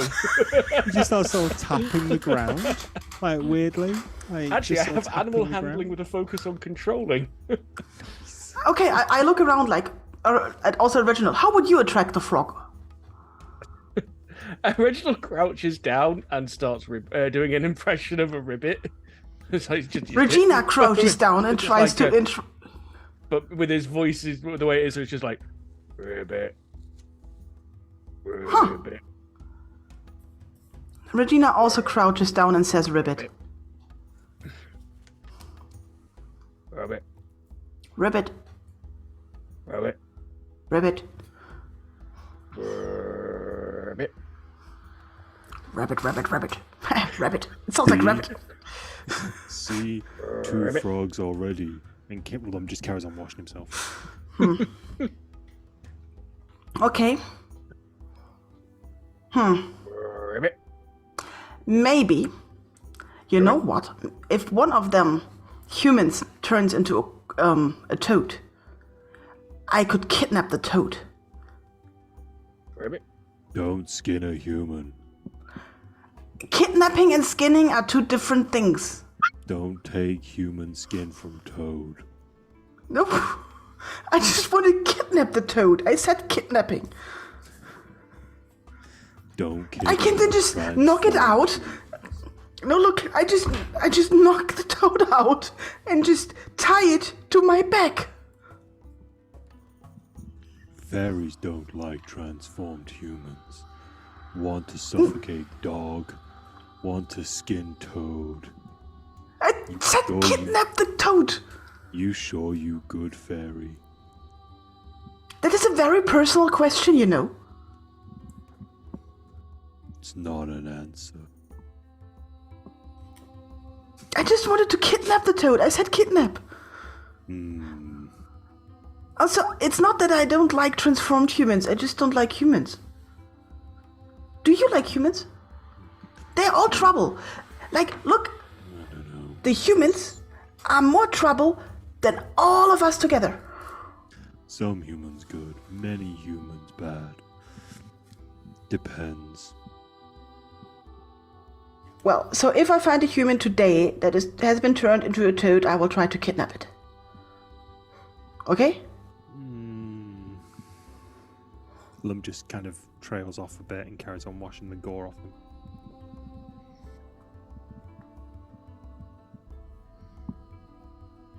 Ribbit. Well, at this point, the camp, the Redeemers are starting to get sort of a little out of sight. Right, he's gonna go like Lump. He's thinking to himself, Lump never takes this long to wash, so he's gonna go back and have a look at what's going on. I guess he walks in on A ghoul riveting. whatever this is. Ribbit. Frog in my throat. Hey. Whee. Thank you very much for trying, though. Hey everyone, I don't mean to rush Worked you. before. but they have left, so I didn't mean to disturb. Clearly, got some things going on. Lump just stands in front of Wed's sort of like arms, like T-posing. It's just like, clean. like does a little turn. You got a bit on the back of your shoulder up there. Just there. Yeah, no, bit to the left. No, the other left. My left. Yeah, there. Okay, good. Yeah. All right, let's go. All right, let's go. As we're walking away, I just quickly turn to Weds and says, Fairy wants to kidnap humans. Keep an eye on that one.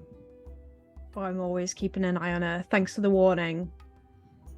You're not As a human. I'm You're not holding even a a danger. dog that is almost definitely a transformed human. Yeah, not forgot about that. Also, pointedly not mentioning what I found out about the Yeti still. Yeah, that's not good.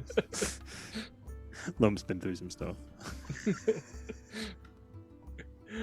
He's trying to make. He's our emotional core. We can't depress him. He's a fragile man. He doesn't need this. He's been through some stuff and some things. He's trying to get the red out of his ledger. He doesn't need this. So then the party, if I understand this correctly, is now making its way after the thieves again, if I'm not mistaken. Think so. Pursuit. So also a good moment to lukewarm mention pursuit after this lukewarm pursuit. Yeah. To welcome everyone who came a little bit later on. This is episode 364 Pen and Pixels. This is Talisman Adventures as we continue to play The Lady's Tomb. We are sponsored by Pegasus Spiele and, of course, the amazing people at GOG.com. We appreciate all of their support and all of your support. If you like what you see in here, please, first of all, follow the channel. Please subscribe to the channel. Please subscribe to a bunch of us. Check out our individual channels as well. And, of course, make sure to check out this game at the various storefronts. I think DM's Guild has this. Not DM's Guild. Drive-Thru RPG has this. And, of course, Amazon has this. And Pegasus Spiele has it directly as well. So you should check this out. I know I've gone around the earth with my episodes. It's true. All right. So as you make your way forward, it's starting to get, at this point, it's starting to get a little more dark as we head on towards the dusk and towards the evening. But you can see now ahead of you the glittering of torches as the Redeemer party is not too far ahead of you. They are heading into the crags, which is, of course, familiar to some of the people in this party, in your party. They are heading in there, but they seem to be going pretty much at a decent rate, and you can continue to hear sort of arguments and sort of kind of disagreements kind of floating back to you every so often. Just snatches of the words is all that you catch, but sometimes about mistake and, you shut up and do what I tell you. And there's a lot of back and forth going on with this group. It's definitely not a happy group.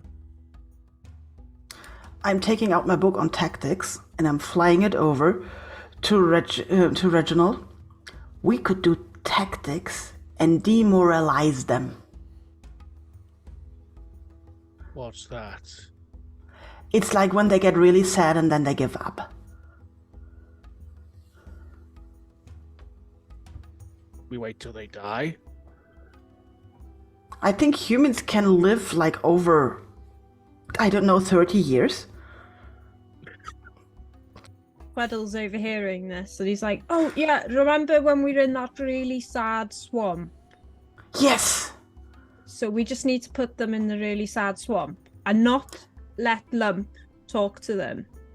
We just need to put them in the swamp mood. And because but the there swamp's are... on the other side of the world. We only need the mood.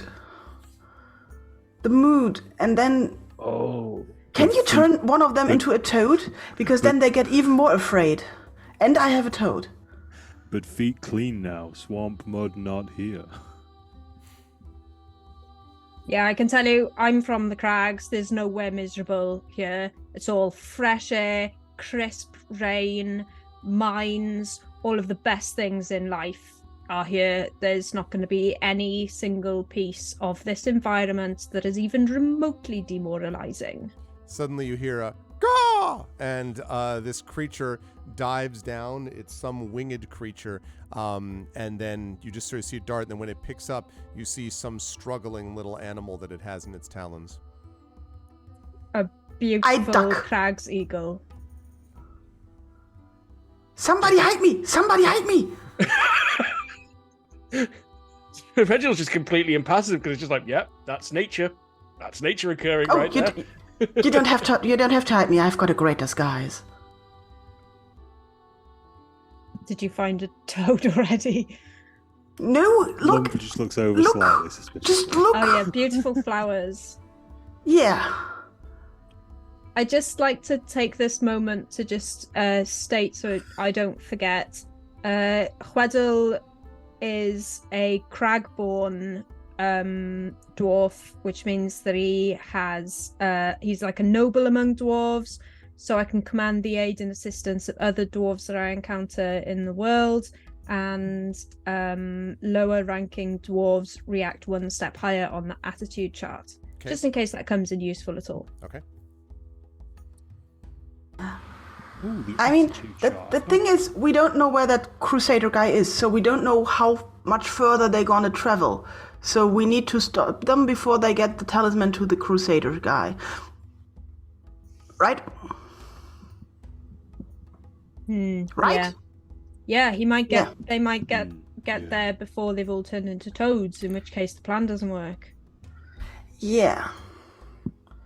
So, do you think we can take the 6 of them? Are there still 6, or did one of them get toaded? There still appear to be 6 from what you can tell. Okay. Can't have it all. What do you think, Mr. Wafflekins? Do you think we should go and kill all of your friends? Looks up at you with a deeply, soulful, cute, almost human-like expression. Mr. Waffles thinks that we should go and get the talisman. I think that's what he was trying to tell me. I miss Boots.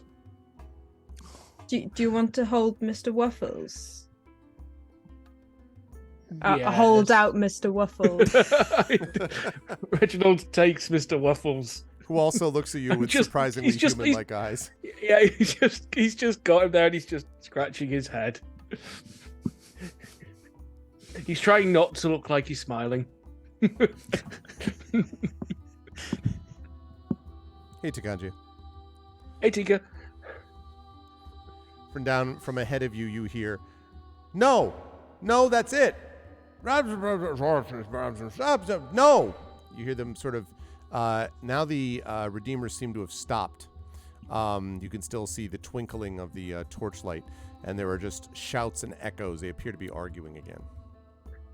So they're not at a destination. I'm sorry? So they're not at a destination. Not that you can tell yet, no. They're not at this big cave that says Nope. Crusader's Lair. Or Nope. anything like that. Okay, cool. What? gotta check. Okay, so need talisman. And Hey, points Infinity. over to the people. We must get the talisman back and place it in the tomb.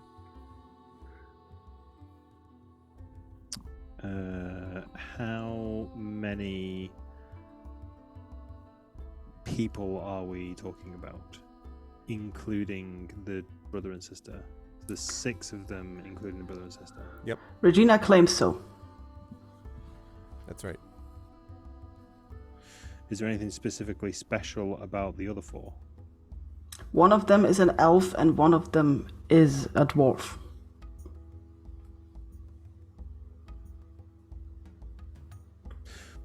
Words. Dwarves normally talk to you more. Think you could convince Dwarf to work with us? Well, I can give it a go. Sorry. Are we on a path now, or is this sort of like an off the beaten track kind This of is off route? the beaten track, Mhm, you would okay. say. Yeah.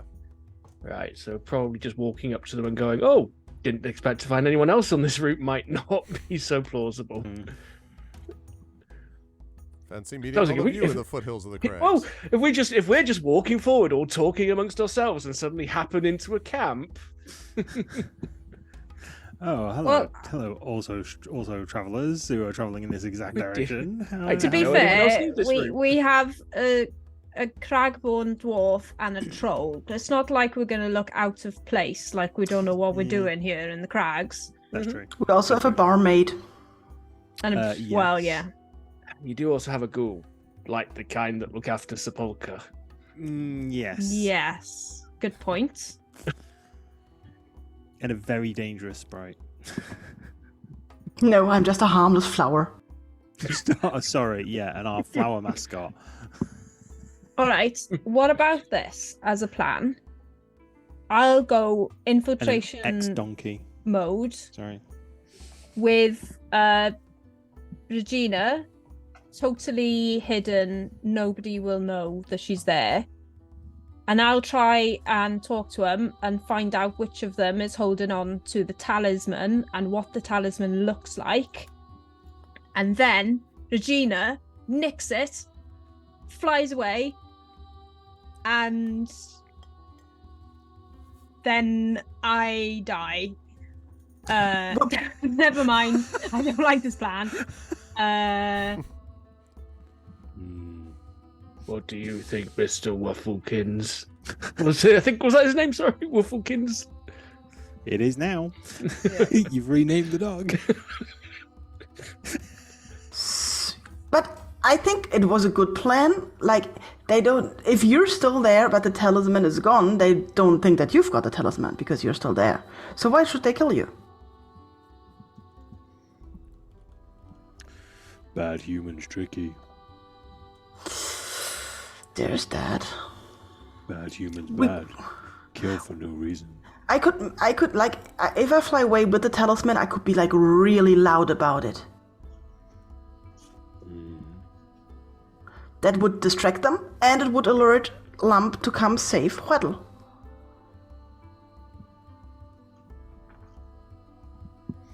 That's true. Like in Hollow Hills, and looks over at Weds. Remember Hollow Hills? You did distraction, then I came in, bash heads. Oh, yeah. It's the classic Quaddle Lump duo, that is. Distract and bash. All right, I'm willing to give it a shot if we think we don't want to just go in and just bash their heads straight out the door, you know. I don't mind. Sounds good. All right. Okay. So where do I hide? I've got really big bushy hair. Do you want to hide in my hair? Okay, I be like a little flower in my hair. Okay, I do that. Also, now if somebody tries to like poke you behind, I can stab them with my spear. Excellent. Sorry, I was trying to. I don't have a fro. I need to like see. All of a sudden, I'm like, wait a minute. How tall is this sprite? He's just got some really impressive curls. All right. I mean, it's a perm, you know. Well, And presumably it's a bit dark now if they've got torches out, right? So like even if Regina's in disguise behind Weddle, hanging on to the perm. He also has a very tall hat with a feather on it,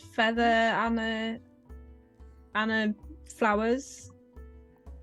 He's got a beard. There's loads of places to hide.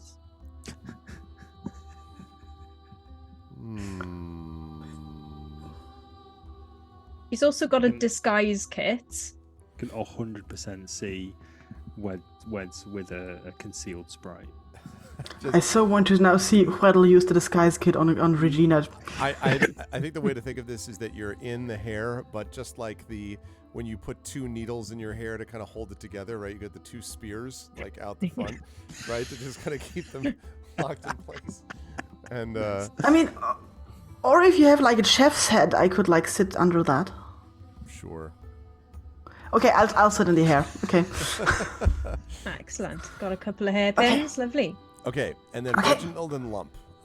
You're accompanying the two of them, Weddle and Regina, as they come in this, or are we having Weddle and Regina do this on their own, and then Regina calls for Lump and backup if needed? I thought. I thought think that. a ghoul walking up to the people who just stole a talisman from the capital of the ghouls is probably not Seem going to go not a good over that idea. well. I would agree. And even though I'm a world walker, so people, because Bruce mentioned the attitude chart, people respond to me one step higher on the attitude chart. I'm still a troll, so I just don't suffer a penalty. Do you know what I mean? Yes. So, I think. Plus, this is an old tactic of wetland lumps. Okay, well then, Weddle and Regina will make your way. Up. So you're going to be you're going to kind of pick up the pace a little bit there, Weddle, so that you can, catch up with them, even though they're basically stopped now, from what you can tell. And Reginald and Lump are going to be watching from a distance, basically, as this happens. I was going to suggest we find somewhere reasonably safe, like maybe 10, 15 feet back, where Alette and person whose name I can't remember can hang back as well. I think it's And Mr. What was it? Wufflekins? Mr. Woof. Well, I didn't know if It's Barno is the mule man. Mule guy. Barno the mule man. Barno the mule man. Excellent, thank you. I imagine that's like with the sort of French spelling of like Oiseau, Barno, with the E-A-U at the end. Yeah, sure. Barno. Or N-O-T, but Of the city Barnos. of the city Barnos. City Barnos, yeah. Of the Barno mule traders. So, okay, so you're going to leave them back with the two of you, Lump and yeah. So Reginald? I think as the running order, Weds / Regina is well out in front. Reginald and Lump are sort of in kind of the darkness, because presumably it's darker now because they have torches out. Yep. I don't know how dark, but presumably it's darker. So there's we can pretty stand dark. back without torches, and then behind us, but still within line of sight, would be Alette and Barno the Wonder Mule. Okay. Okay. So, Weddle and Regina, you make your way down and up to the camp, and as you get, not the camp, but the group of Redeemers who are stopped, and as you get closer, you can see that indeed they are at it again, arguing with each other. And again, it seems to be the same two people once again that you saw before, Regina, the woman and the man that were sort of the leaders, in quotes, the apparent brother and sister, are again yelling at each other about what needs to be done, basically in the same way. The person who's known as Cord is yelling back and forth, is yelling about, we need to move this to the Crusader, we're almost there, blah, blah, blah, blah. And then Fenna, who is the what he referred to the woman as, is yelling back at him about, we're right on the edge of failure and you don't know what you're doing and blah, blah, blah, blah. And the other people who all look really sullen and as if they don't want to be there also look as if they don't know whom to follow exactly. Like they're sort of kind of torn as they hear this argument happening. Yep. Weddle's gonna, approach and kind of try and have a slightly more like, I've been wondering for ages look to him, and he's gonna, sort of rush over, but, cautiously, and just be like, oh my crags, is that real people? Are you real? Tell me you're real. I've seen some strange things this night. So when you sort of come in the way that you've described, there is an immediate kind of like, and a bunch of weapons are drawn, and everyone is just sort of staring at you. And let's see, you begin here as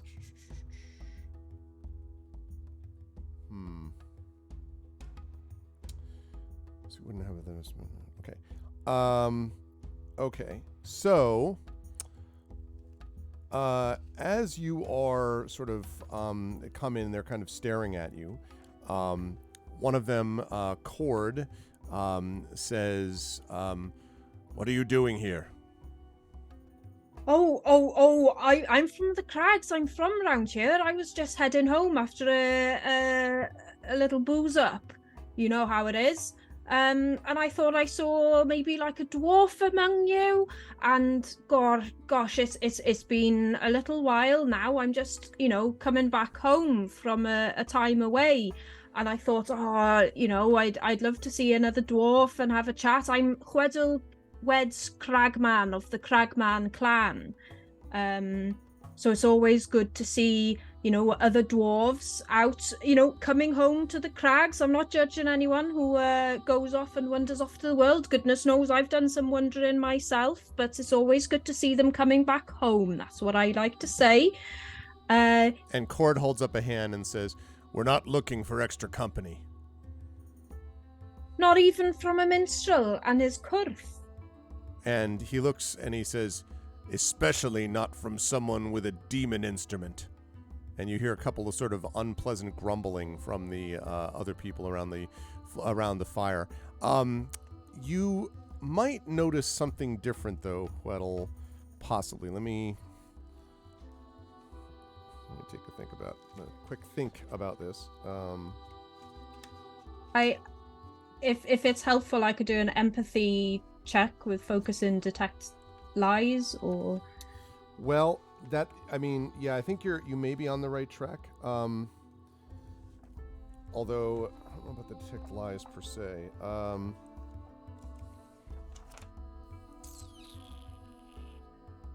Sure, let me have you make an empathy check, and it depends, as far as the whole detect lies thing and everything, it depends on what you're trying to determine. Because there is something that seems, it's not lies. The thing that I'm having you notice is not that. So it would just be empathy, which you do have as a skill. Don't have a focus, so it's just 3d6 plus aspect.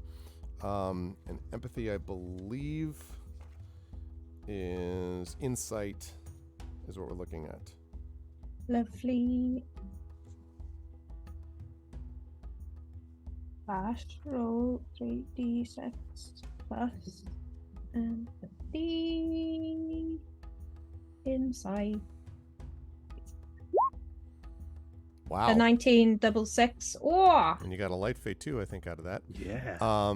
Yes. So what you notice, Weddle, is that as Cord is saying this thing about the, you're not welcome here, blah, blah, blah, and the whole thing about, like, the devil's instrument, you get the impression that Fenna, his sister, looks it looks uncomfortable to you, kind of shifting back and forth from foot to foot, not meeting your eyes, really. Seems very uncomfortable with this whole situation, from what you can tell. Huddle's gonna he hasn't really thought about ahead of time what he's gonna say. Yeah. I know that you might not be appreciating company, and with all the strange things happening, I wouldn't blame you, but I've just been wandering around on my own. I've seen yetis, I've seen giant squirrels, I've seen all sorts of mad things, and I really, honestly, I could just use some honest, normal people to just for an hour, just for a little bit, if I could just sit with you, some normal people with nothing strange going on. Nothing strange is going on with you lot, is there? And his eyes sort of narrow, and Cord's eyes, and he says, "Why? Where did you hear that?" Oh, I haven't heard anything. I've just seen. I was telling you some of the things that I've seen. All sorts of creatures. I met a man who said he was a donkey, but then he wasn't a donkey. I mean, goodness me, I don't want to be turned into a donkey. I don't know about you. And you see, well, I'm assuming. You see Cord and Fenna kind of exchange glances. And then Cord says, "Where did you meet these changing people?" Oh, just on the way from Villadoc. I was passing through Villadoc. I've come down from the city now from the scholars, the dwarven scholars, studying all sorts of lovely things about the elves and, all sorts. Come up the road now. I've been travelling for days. I came through Villadoc, and this is just the fastest way back up into the crags from Villadoc. I assume that's, you're going to the crags as well. I mean, there's nowhere else you'd be going, is there? He kind of grunts. I am thinking that a persuasion check may be helpful here. So I'm going to ask you to attempt to persuade. All right. And this, by the way, I don't know if you have a focus in interrogation or negotiation or fast talk. I've got a focus in negotiation. Oh, go on. Just 1 hour. I'm lovely company. I'll just do. I won't even sing any songs. I'll just strum. I won't even use my croof or whatever it is. I don't want to offend you. Just an hour or so by the fire to warm my heart and maybe talk to the dwarf a little bit. It's been a while since I've all the way from the city, really, since I've seen another dwarf. It's lovely to be home. So they kind of barely glances at the dwarf as you make reference, and then says, I don't know. We're kind of in a rush. This isn't really the time. And I'm going to have you make a persuasion check for me, please, Weddle. This is, as I say, it's probably not negotiation. Well, maybe it is. Let me have you say that you can get a focus in this. So it'd be 3d6 plus aspect plus 2 is what we're looking at for this roll. Excellent. And because of my special ability, charming words, I can did you say insight as the aspect? Yes, persuasion and insight is the aspect, I believe. All right. When I would use insight, I can use insight. my wits or resolve instead. I've got 1 more point in resolve, so I'm going to choose to use my resolve instead. Sounds reasonable. Oh. 3d6 plus 6 plus 2. 18. Okay. And another light bait. So, yeah, that's right. Knack. What is that, 4 now? Okay. Yeah, I'm going to have to use it. So... Spend away you got him. So, so you can see that as you do this, you can, and both you and Regina can see that they're kind of going back and forth with each other and kind of like looking at each other, and then finally, Cord says, "We set out in a half hour. That's all the time you've got, and just sit there and be one with the light, the campfire light there. And once we're done, we'll be off." And he won't take anyone else. This is basically Redeemer business. And Ooh, Redeemer, that sounds I'm not gonna be nosy now in your business. Redeemers, you said? What are you redeeming? Not that I'm not being nosy or anything. I'll just sit here quietly by the fire, but you said Redeemers. That's really interesting. yes, you hear some kind of angry muttering, and you can see that there are some others in the group of 6 that do not agree with this decision that Cord just made. Weddle, and a couple people like sort of glance at you and kind of, with dark expressions, like, kind of like scowling at you essentially. And don't seem to be necessarily a fan of this situation. Let's see. No, okay. What about the dwarf? The dwarf seems to be not sort of particularly interested in you one way or the other. Like everybody else in the party, he is wearing this white tabard with the sun and the star, I believe it is, that which is the kind of symbol of the Redeemer, but doesn't seem to make much notice of the fact that you're a dwarf or seem to care particularly. All right, no worries. I like to, make my way over to the fire. I'm thanking everyone. I'm being really friendly, like pretending that I don't notice that they're all like, "Who's this guy?" Yeah. You know? Yeah, they Like, are I'm just- silent. They just stare at you, Yeah, other than Yeah. some grumbling. it's all right. Chweddle's had some tough crowds in his time, but as I'm going, I'd like to be looking around and seeing, can I see anything that looks like it could be a talisman, or anyone like clutching a box too tight, or people kind of glancing at a particular area a lot, Let me have you make a notice check for me, please. And Regina, in Hweddle's hair like this, Yes. are you doing particular looks? Like, I'm looking for XYZ, type of thing? Or- Well, I'm on Hweddle's back, so I might be in the shadow. So if I feel like it's shadowy enough, I will also try to peek out and maybe see, like, I don't know, a strong box that looks suspicious, or somebody carrying the talisman into a tent, or a tent glowing in an evil light, or something that Regina with the Wits One give a signal like talisman here. Mm-hmm. Yeah, you don't see.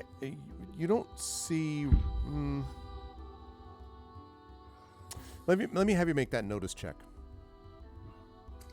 With wits, I guess, right? Yes. Sorry, your favorite. I know. Yeah, there's a better. I don't have any fate left, so let's do it like this. Well, I get a light fate. That's something at least. You do get a light fate. For my notice check, can I use a light fate? You can draw. You have 4 dice, and then you get rid of 1. Yeah. That's right. To get a bonus die, yes. All right, I'd like to do that, please. Okay. I don't think it makes a difference to get rid of 1. Have a dark fate though. Yeah, I definitely appreciate that. Oh no, actually, is that a kismet die, or was that on the bonus die? Is that because it's typically? I don't know if we always said the last die is the kismet die, or The last die is always the kismet die. Just for simplicity, yeah. Yeah. Then I will take the. But is this like a 3? This is just a standard roll with nothing. I think so, because you don't have notice in particular, right, Regina? No, I'm better at noticing people's thoughts than things that are actually there. Yeah. That's why I brought the little spy along. I'm just like rotating in spot as I'm like walking around the fire, trying to find a good spot, just kind of like really angling myself to give Regina a really good look in all the directions. I'm using all my wits to find out what the talisman is. Every possible wit. You don't know. You do. I would say that you would notice that there is a singular absence of sort of anything being held in strong boxes or things like that. Like, of course, there are backpacks and so on, but there's no obvious like treasure chest or something which is being carried with reverence or anything like that. Is there something people avoid standing next to? No, I wouldn't say that. I mean, the brother and sister are not hanging out near each other, for sure. Well, okay. Where is the sister hanging out? The sister has been back from the rest of the sort of crowd and is now sitting some distance from the fire, just every so often kind of looking up, probably mostly over at her brother, I would say. Nobody's cleaning something? No, there are a few who are sort of like taking sips from kind of battered water canteens and the like, and are kind of, a couple people are standing up and kind of wandering around like they're impatient to be away. But you do not see anything relating to talismans that is obviously public. Okay, I'll keep on looking as much as I can and just hope to notice something sooner or later. Okay. Because there's no... Yeah. I'm definitely running to the end of my espionage abilities. Yeah, and Reginald and Lump, you're trailing this, obviously, as they've gone. They haven't moved, so you can still see down on the camp with the lights twinkling. And you're, of course, with Alette and with Barneau. Is there any, are you all, like, are you just going to stay there and continue to keep this thing under observation, or are you going to move closer at any point or not? I think staying exactly where we are right now. There's no signal, so I don't know what's being said. So there's no reason to rush in. Just having a quick look, see if anything springs out to me as an idea right now.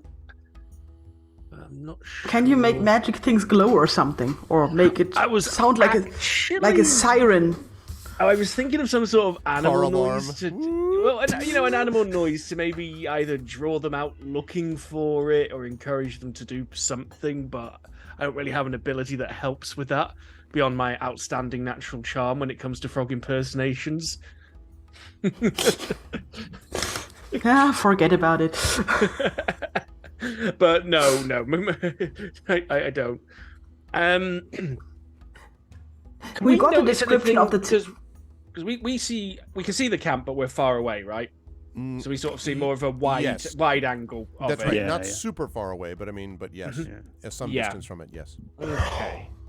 So we would know if a fight broke out, but we probably can't hear direct conversations. I would say from where you are right now. Yeah. Thanks. Just thinking about if I could We got a notice description- something from here, but then what would I be trying to see? And from Can you here, all smell I'll see magic? is. For once, this was actually not something I was going to attempt a smell check Can on. you smell? What do talismans smell like? That's one of the big questions. You're right. What's Yeah, your but talent? we got a description of how the talisman looks like, but what was it? I will check. First of all, thank you, USMC Ninja, for subscribing to GGCon with Prime. Thank you. I will give you the description that you basically had. It is... It goes on. So, what does magic smell of? You were told that it appeared Elderberries. as a... that it looked kind of like it was a triangle, as most of the talismans have been, made of interlocking arrows pointing in opposite directions. One arrow being gold, one being onyx, and one being silver. And that was as much as a description that you got, because you may remember that the residents of Sepulchre did not, the ghoul residents specifically, didn't want to go down and, meddle with it. They're just supposed to leave it where it is. So that's basically as much of a description as they have. So it's a metal thing. Yes. Oh, yeah. Queddle, I know he said that he's going to go and sit by the fire, but he would quite like to talk to the sister. So Okay. if he can just kind of, sidle on over and be like, sorry, I don't mean to intrude, but I've seen some, things in my time, and I just wanted to check. Are you all right? Is everything all right here? Because if you don't feel safe for any reason, I'm not judging, but if you don't feel safe in this group, I can help.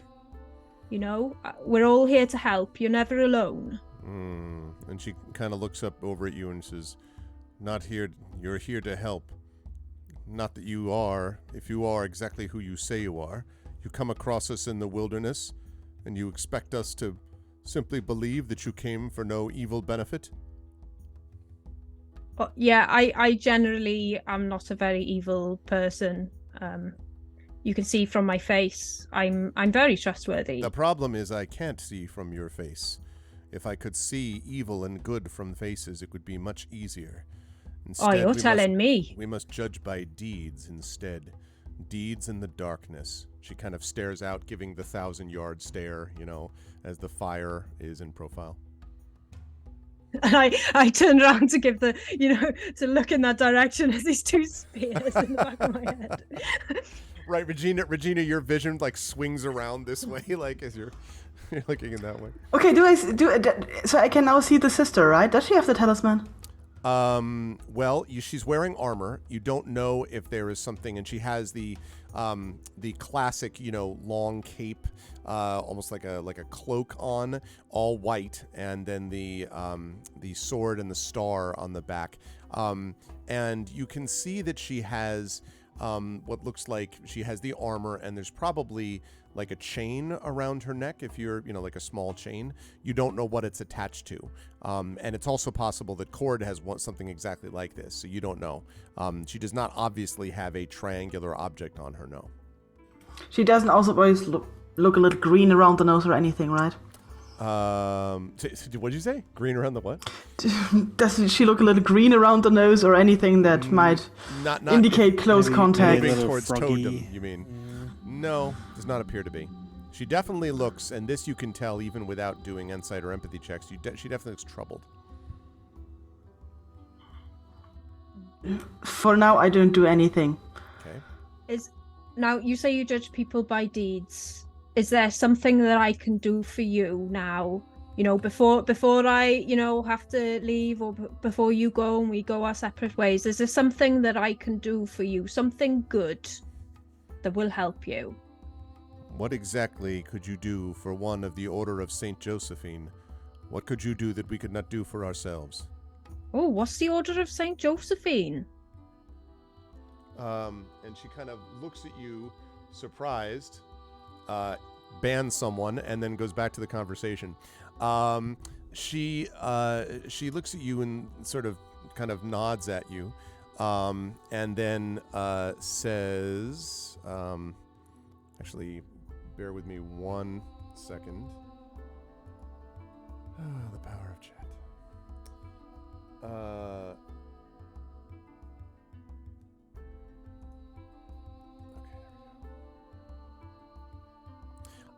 She looks at you and she says, Saint Josephine, this is an order. We believe that the goodness and she sort of pauses and then says, she believes the goodness of the people around them are determined by the deeds that they do. And we have been part of this order. We are sworn to bring light to the darkness and to root out darkness wherever it can be found. It is that to which we have dedicated our lives. I don't know exactly what you could provide as a part of that. If you were yourself part of our order, we would know it, instead of focusing your attention on whatever it is that you're doing. What are you doing anyway? Why are you wandering back? Well, I'm a wanderer in general. You know what minstrels are like. You don't take a straight I know road, minstrels, and you can just... she says. Yeah, I know minstrels all too well. I'm sorry. You've probably met some not very amazing minstrels. I don't feel like this conversation's going anywhere. All right. Well, as long as you're all right, that's what matters here. So if you're safe among your people, which I'm not saying you never were, then that's all right. That's all I care about. I'm not here for any dark deeds or anything, but I can see I can't prove myself to you. So, I just wanted to give you the opportunity. If there was something that I could do, if I could escort you away if you were in any danger. I've seen a lot of different situations in a lot of different taverns, and I always try to do the right thing to protect people who are in danger. But if you're saying that's not you, and there's no danger, and we're all safe here, that's all fine. What would we make can go as a... And she stops and she says, what would make me in danger exactly? Oh, well, men. I'll be honest. That's where I'm going with this. And she kind of, her eyes, she sort of looks up in her eyes with men. What kind of men?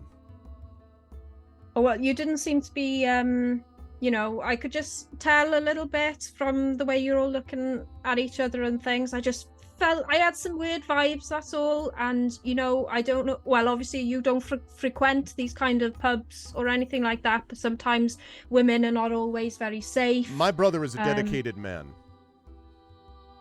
And she turns brother? away perhaps a little too quickly. My brother is a dedicated man. She kind of... He's a good man. Is he dedicated to protecting and looking after you? No, he's dedicated to protecting the light, to rooting out the darkness wherever he finds it. That's what he's dedicated to.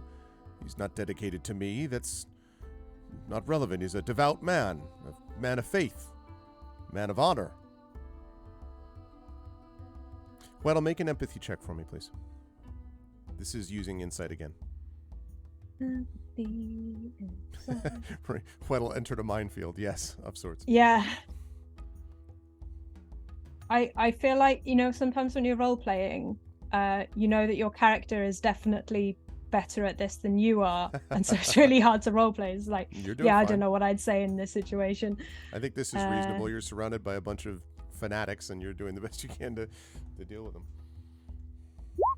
It's a 16.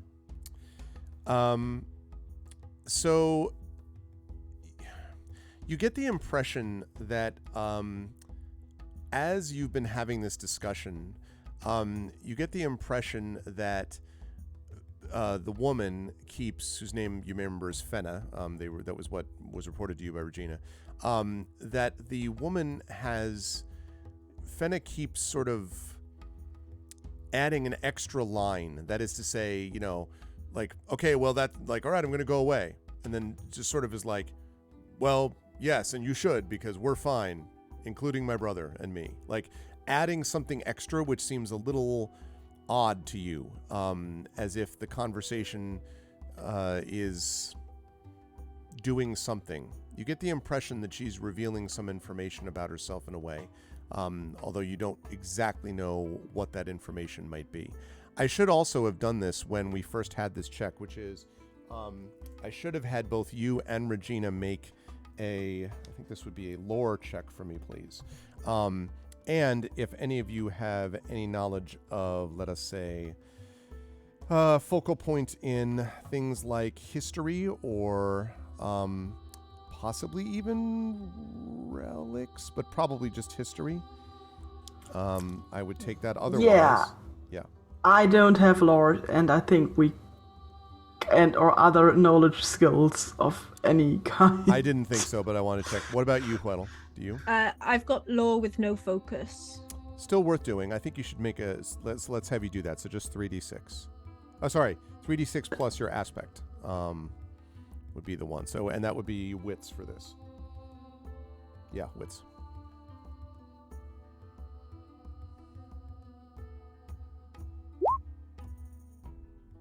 Hmm. 15 with a double 4, and I get another Light fate. That's a great success too. Nice. Huedel, you've heard of this order. I'm sorry that I didn't bring this up before, but you have heard of the Order of Saint Josephine. This was originally a sect from the chapel, which is the big sort of one of the big outside of the church. Outside of the city churches, and it was called the Order of Saint Josephine. And the Holy Crusaders of St. Josephine were dedicated to destroying all that was dark or evil, very much, paladin clerics types, right? The Redeemers were the most devout and zealous members of the order. But as you recall, Huedel, they broke from St. Josephine's order because they were too radical. They wanted to eliminate everything that was dark, including even the darkness. And St. Josephine herself required them to leave the order. So these are a splinter group, if you will. The Redeemers are the splinter sect of St. Josephine's order, which was already kind of a fairly hardcore, look for the light type of thing. So those two things, that is something I should have told you before once you made this check. The other thing is that Fenna clearly looks uncomfortable in the way she's conducting this conversation, and you're not sure why. Excellent. Well, I'm not sure why. In particular, you know that the Redeemers were always very much against the undead and believed that all of them, including ghouls, should be purged from the realm. Too much darkness, That's very pertinent information. For no reason at all, Reginald just feels a little wave of relief washing over him out of nowhere. Yeah. To be honest, even with this information, I'm pretty sure that Huedel is at the end of what he That's fine. thought that he could do. If he heads back towards the fire, I think he's going to sit there for the rest of the time that is allotted. Which is not long. And, Probably another yeah. 5-10 minutes. You can see Cord is getting visibly like let's go type of thing. And eventually Cord says like, all right, that's enough. We need to get moving. You've had enough time and light with us, so it's time to return to the darkness, at least for now. You can be off. Thank you for sharing your light with me.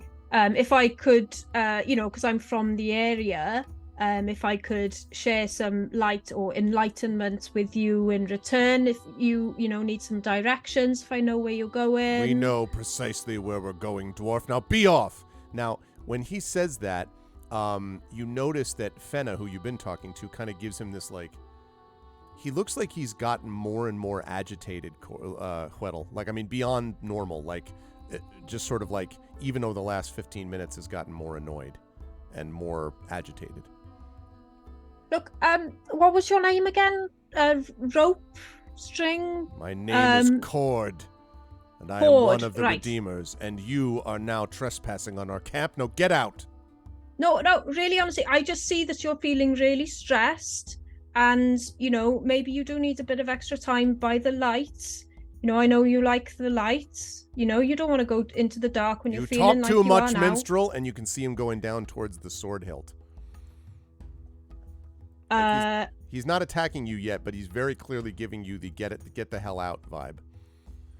And again, This seems surprising to Fenna.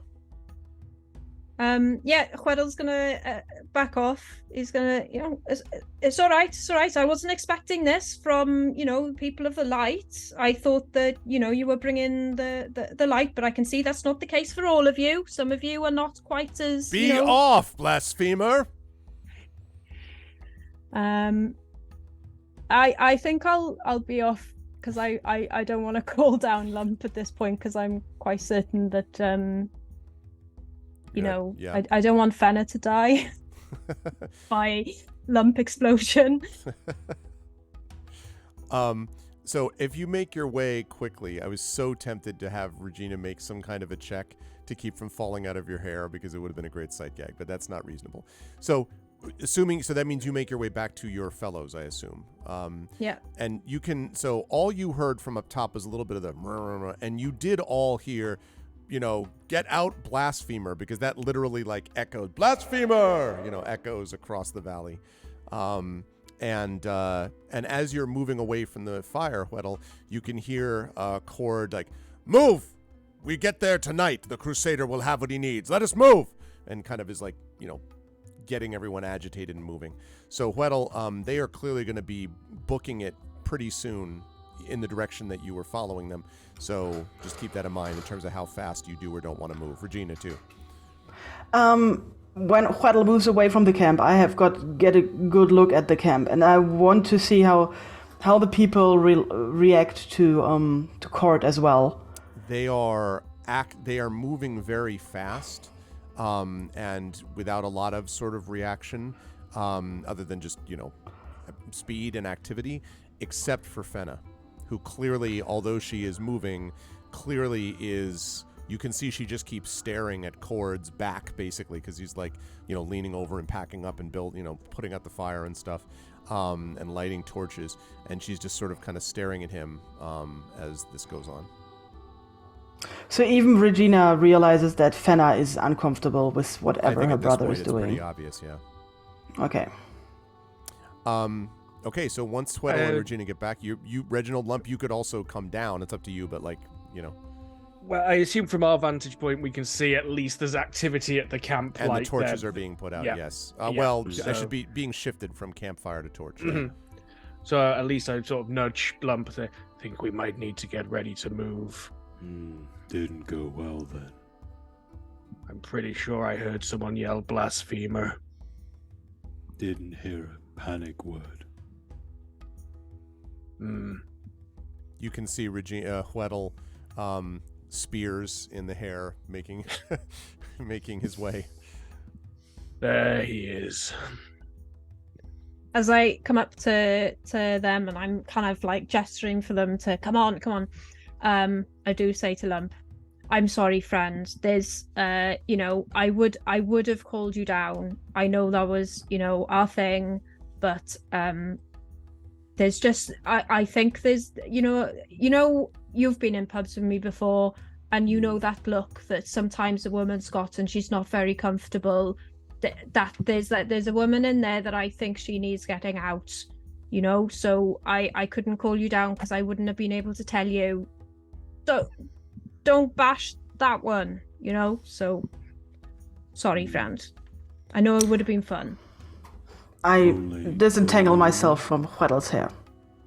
Ooh. Anyway, right. Focus unraveling like Cirque du Soleil.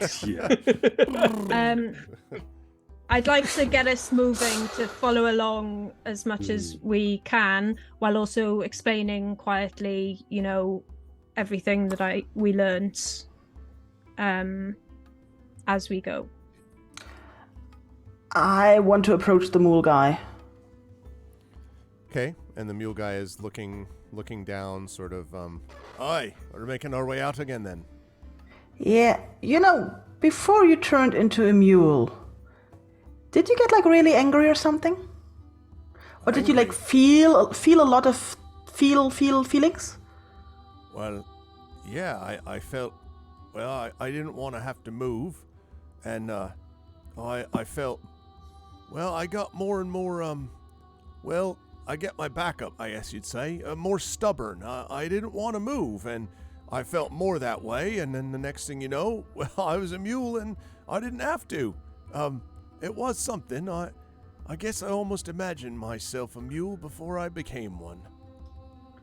And as he says that, you hear, no, and then, and you hear what sounds like a very monstrous sound coming from the lights down below. There are shouts, clashes of steel, and the end of our session for today.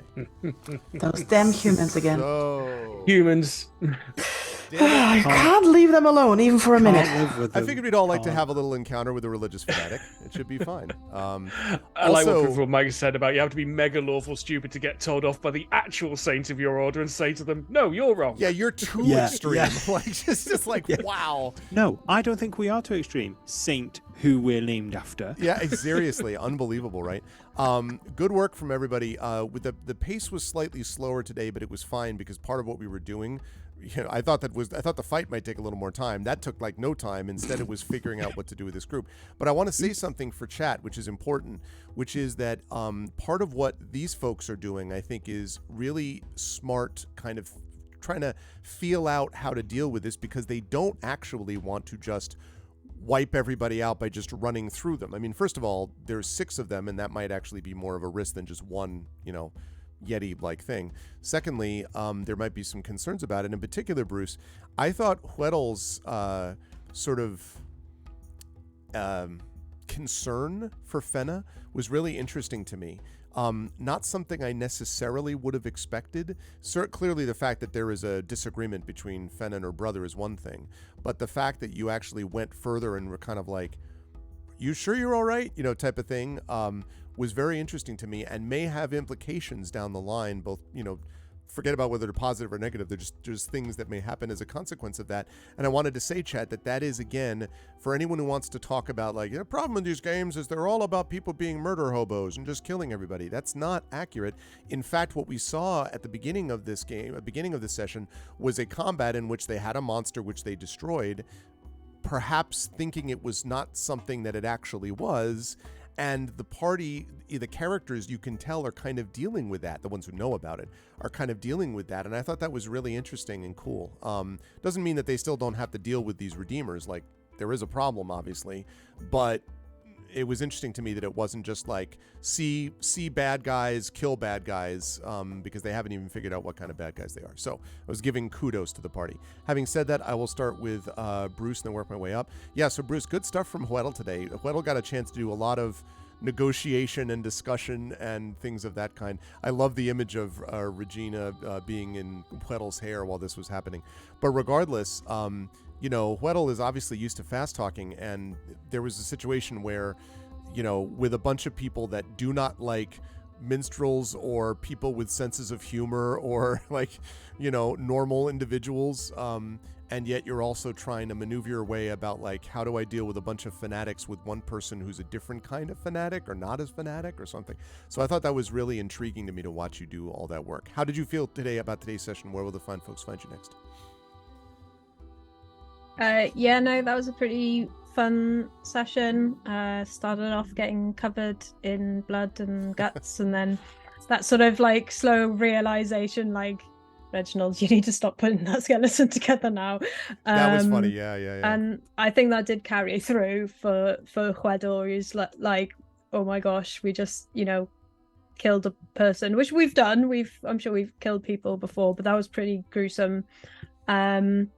And yeah, I think he sort of went in thinking he was gonna fast talk, and then when it seemed that fast talking wasn't what they wanted, and it was kind of going to be a more different kind of insightful conversation that he's not so good at, he kind of felt a bit like, we should have Lump here, really. Lump would know what to say to this person. Lump's always good with those motivational speeches. So yeah, but went in, tried to get some information and got a bit, and now it's fine. We'll have a fight again. And he does want to apologize to Lump again for not calling the cool safe word for our combo of infiltration whammy, anyway, yeah. So the fine folks will find me next, probably in the next Talisman Adventures session. And after that, I have got a sort of stream for my birthday that I'm going to do. It was going to be a 30-hour stream on the 30th of March. But work have decided to put a mandatory like in-person event on the week of my birthday. What? So I'm putting it off. It might be the week after. So yeah, I will put on Twitter and things and say in the next session when the date will be for that. But it'll be raising money for Greyhound Rescue, where I adopted my second X-Racing Greyhound from. So that's awesome. A very good cause. Super cool. And yeah, now that you have, as you say, the internet to do it, it'll be great to get the stream in. So, but thank you, Bruce. Seriously, good work today. Moving right on up the line. And I also should say there is going to be a fight, although a fight against whom is definitely to be seen. Moving on up the line. Mike, good stuff from Lump as well. Obviously, the very epic cinematic Lump explodey, thing. But again, it's interesting to me because still Lump doesn't really know the details of what's happened based on, the roles and all that kind of stuff. Mm-hmm. So there's that. It was just sort of like, oh, that was fun to get into that and destroy a, bad, gruesome monster without particular sentience and anything. And, the others have not, in particular Reginald and Huedel, have not gone any further with that. So it'll be interesting to see when and if that information ever gets revealed. In the meantime, you also... It is the kind of thing typically that Lump would sort of be like, well, here's what I think, the wit and wisdom of Lump. But in this situation, obviously, all you're going to know is that Huedel came back up, and you're dealing with these people who believe things very, very, very, very, very, very strongly, even if, whatever. And so now, I guess it's Lump smash, but it'll be interesting to see how Lump handles this group, especially if after Huedel told Lump about, hey, like there's this person who maybe needs to be saved, which is the kind of thing it seems to me like Lump sometimes takes with care if that's the case. So anyway, I'm looking forward to seeing how that plays out. How did you feel about today's session? Where will the fine folks find you next? I really loved it. I genuinely really loved it. I think one of the great things about playing a character like Lump is in a lot of our combat sessions, Lump is very careful about who he attacks and how he attacks. Like, there was a combat session, I think it was at the temple, and Lump went for the leader of the people attacking. Right. He's like cut off the head of the snake, and he knows enough. Like, you take out the leader, unconscious or dead, and the rest of them will scatter. Right. This time he could just cut loose. It was like, okay, cool, big bad scary monster, looks like a bear. Let's reenact something we've seen on the Discovery Channel, like two massive monsters just fighting each other. This is going to be cool. This is like, a good workout for him. But yeah, he's if he. I don't know what's going to happen in the future if he finds out that wasn't a big bad scary monster. As a player, I suspected, is that a goodie / baddie that has been transformed into a good / bad monster. Like, if good people are turned into giant squirrels, or mediocre sneaky people are turned into giant squirrels, someone's turned into a small puppy. Is it a case of this bad person, a very stubborn person, has been turned into a mule? Is the monster actually a very bad person that's been transformed? Who knows? But that's something that we won't know for a while. All of may never know. Who knows? But it does reflect slightly on his history as well, which is starting to eke out very slightly. But it's fascinating to play a character like Lump, especially in this group dynamic, especially with people who have known him for a while, like Weds, people who haven't known him for a while but are starting to get to know him, and just the way the chemistry is starting to build is just really, really nice. And you're right, we don't always have to go in and murder hobo our way through. That's not actually how we sort of normally do stuff anyway. There's a lot of other ways around it. So I'm interested to see how this plays out. Is it a case of go in, kill all the baddies, loot the corpses, or is it go in, remove immediate threat, and go hey, this magic item is doing some bad stuff? So I'm really looking forward to playing it next time. And I'm also looking forward to playing, next time you'll see me is probably next week when we play Ghosts of Saltmarsh, I believe. Yep, that's right. Yeah, excellent stuff, he says, with large upwards inflection, because how did it become the 22nd of February already? I'm not quite sure where time is going. Not that it changes. This happens every year, people. It's the same amount of time we have every year, but it goes quicker and quicker. Anyway, yes. So there's some new videos coming up this week over on my YouTube channel, and there's also some new streams coming out this week as well. So I will be live definitely on Friday between 5 and 7:30 p.m. GMT or BST. I can't remember the time. But yeah, other than that, you'll catch me here next week as well. So that's it. That's me. Thank you, Mike. Good stuff tonight. Good stuff as well. Saber from Reginald. That lightning bolt combat-wise was really clutch because it meant that the lump explosion train was then able to do what it needed to do after that. I liked the little moment where the two of you were like, "Good shot, good shot." But I love the CSI reassembling of the body because and Weddle's reaction to it, of course, was great too, as we talked about. Like that was a great reaction. But the fact that as you're going through it and you're like, I loved also the dice following the narrative that you were the only one originally who noticed it, and that Reginald was like, that's not big enough for that to and reassembling it to kind of figure out what the details might be. So that's interesting. And now, of course, we know, based upon the lore check and the history that Weddle gave, that this order is not a fan of ghouls and thinks that ghouls are themselves unnatural and should be purged from the earth type of thing. And that's more information that is going to be useful in one way or the other. So I'm also going to be curious to see how Reginald feels about, what you do and don't do about this group and whether one of them might not be as bad, and how far do you go to rescue someone from a cult if the cult is like opposed to your complete people or whatever. So anyway, I am curious to see how that all gets played out. How did you feel about today's session? Where will the fine folks find you next? It was really, really good. I enjoyed it. Yeah, that combat was over surprisingly fast. I mean, when he basically just completely no-sold my lightning bolt, it actually didn't go to armor. My mind was like, because I already thought he's a magically changed creature. So my thought was, hey, he's probably got some sort of magic resistance. But that's all I've got, so I'll just keep it. Oh, and Thump's just chunked him. Okay. Yep. Thanks to a lot of armor hit that you did in the first place. It's like, hey, softened him up. So that was fun. I think Reginald's reaction, like you say, he's pieced together. So he's like, okay, that confirms the suspicion.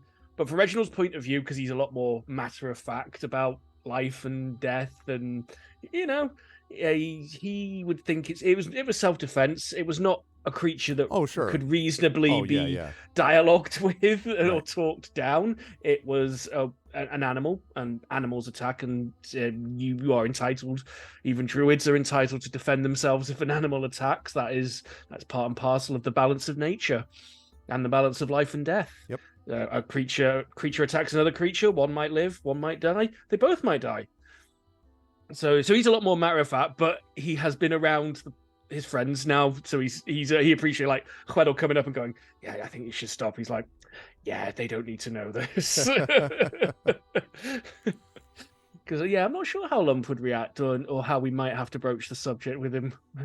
We'll sit him down for a talk. You at some remember point. the time that you blew up a Yeti? Yeah. Yes. So tell us, Lump, what do you know about moral relativism? To be fair, I feel like Lump would have a firm understanding of it, because it kind of Lump understands things in those terms anyway. This is good. This is bad.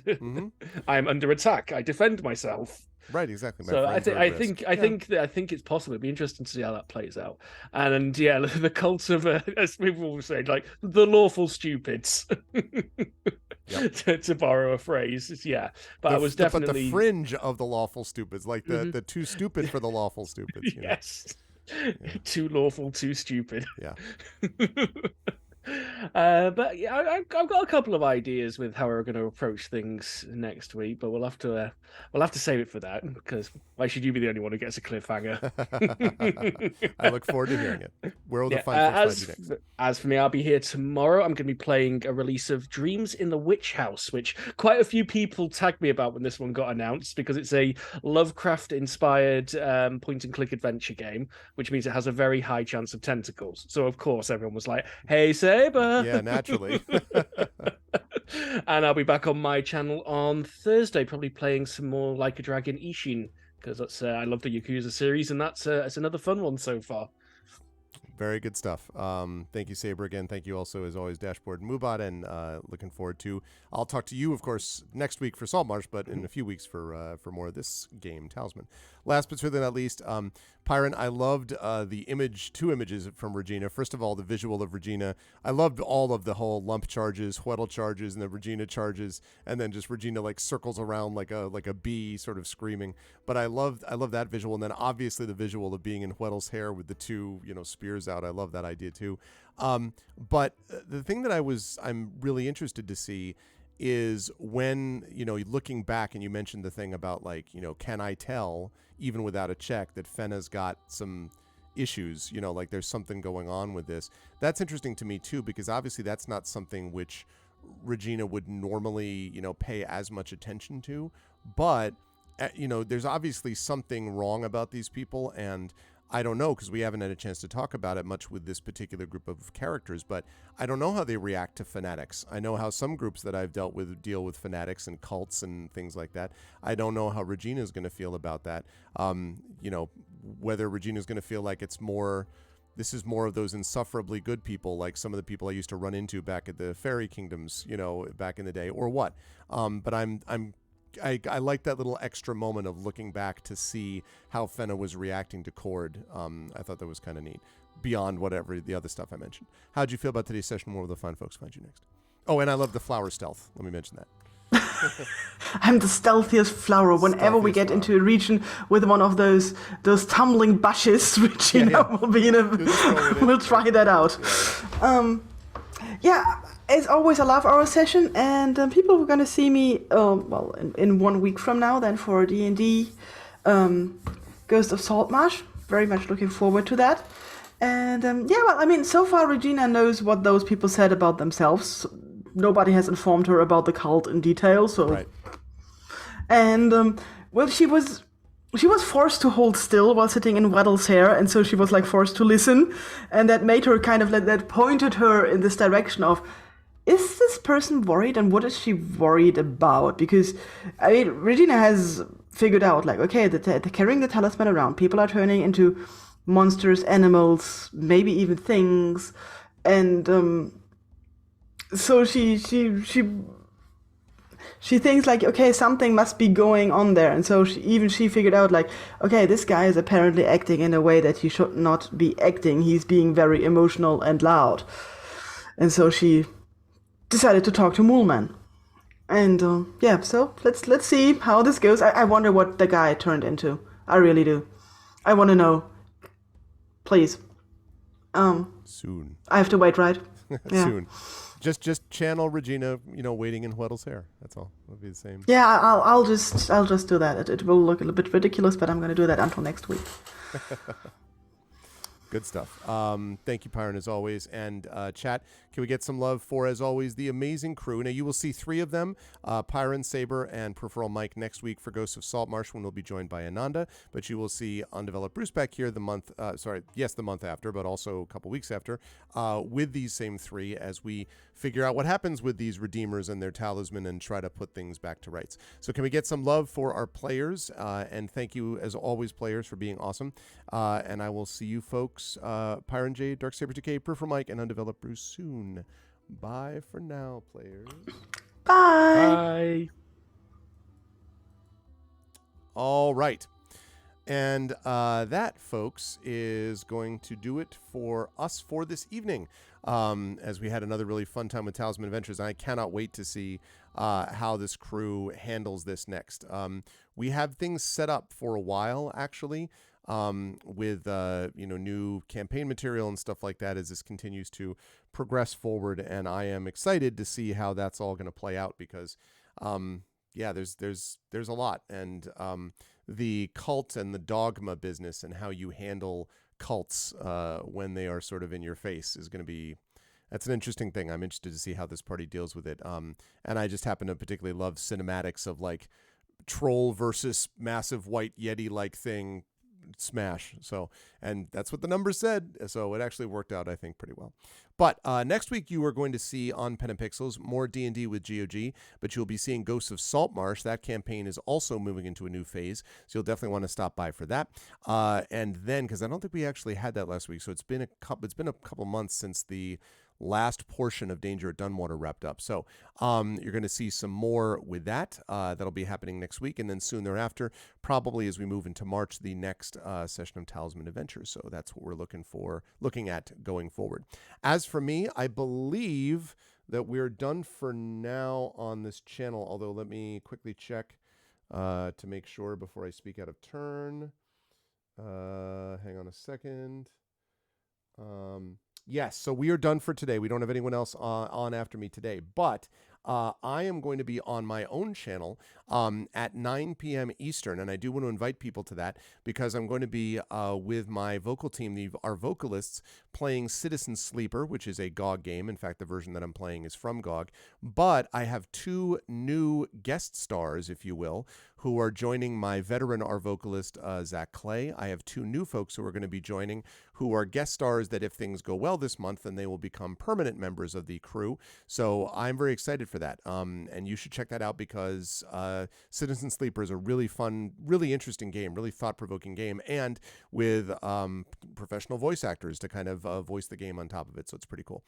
That's happening tonight at 9 Eastern. And then I will be back after that on my own channel Friday for more tabletop play, Court of Plaid's Valorword, where I will be the player. Hello, Geester. And hi, Mrs. Dunsel. And then I'll be on Saturday with Eberron, Oracle of War, on my own channel. So a lot of tabletop stuff to come, but that is what is happening there. And as I say, I'll be back here next Tuesday with more D&D with GOG Ghosts of Saltmarsh. If you like what you saw and heard today, please follow us here on GOG.com. Please subscribe to us here on GOG.com. And please make sure to check out all of our individual channels because we have our own subsystems and individual channels and all that kind of good stuff. Please make sure to check that out as well when you get the opportunity. Otherwise, I will see you back here next week for episode 365 of Pen and Pixels, and or before that, tonight, 9 p.m. Eastern on my channel for Citizen Sleeper and some more cool voice acting stuff. Until then, thanks everybody. Thank you so much to Pegasus Spiele for sponsoring this campaign. Of course, as always, thanks to GOG. And thank you to my wonderful players, to Pyron, to Darksaber 2K, to Peripheral Mike, and to Undeveloped Bruce. That's it for me. I'll catch you folks soon. Until then, everyone, please be good to each other. And good night for now.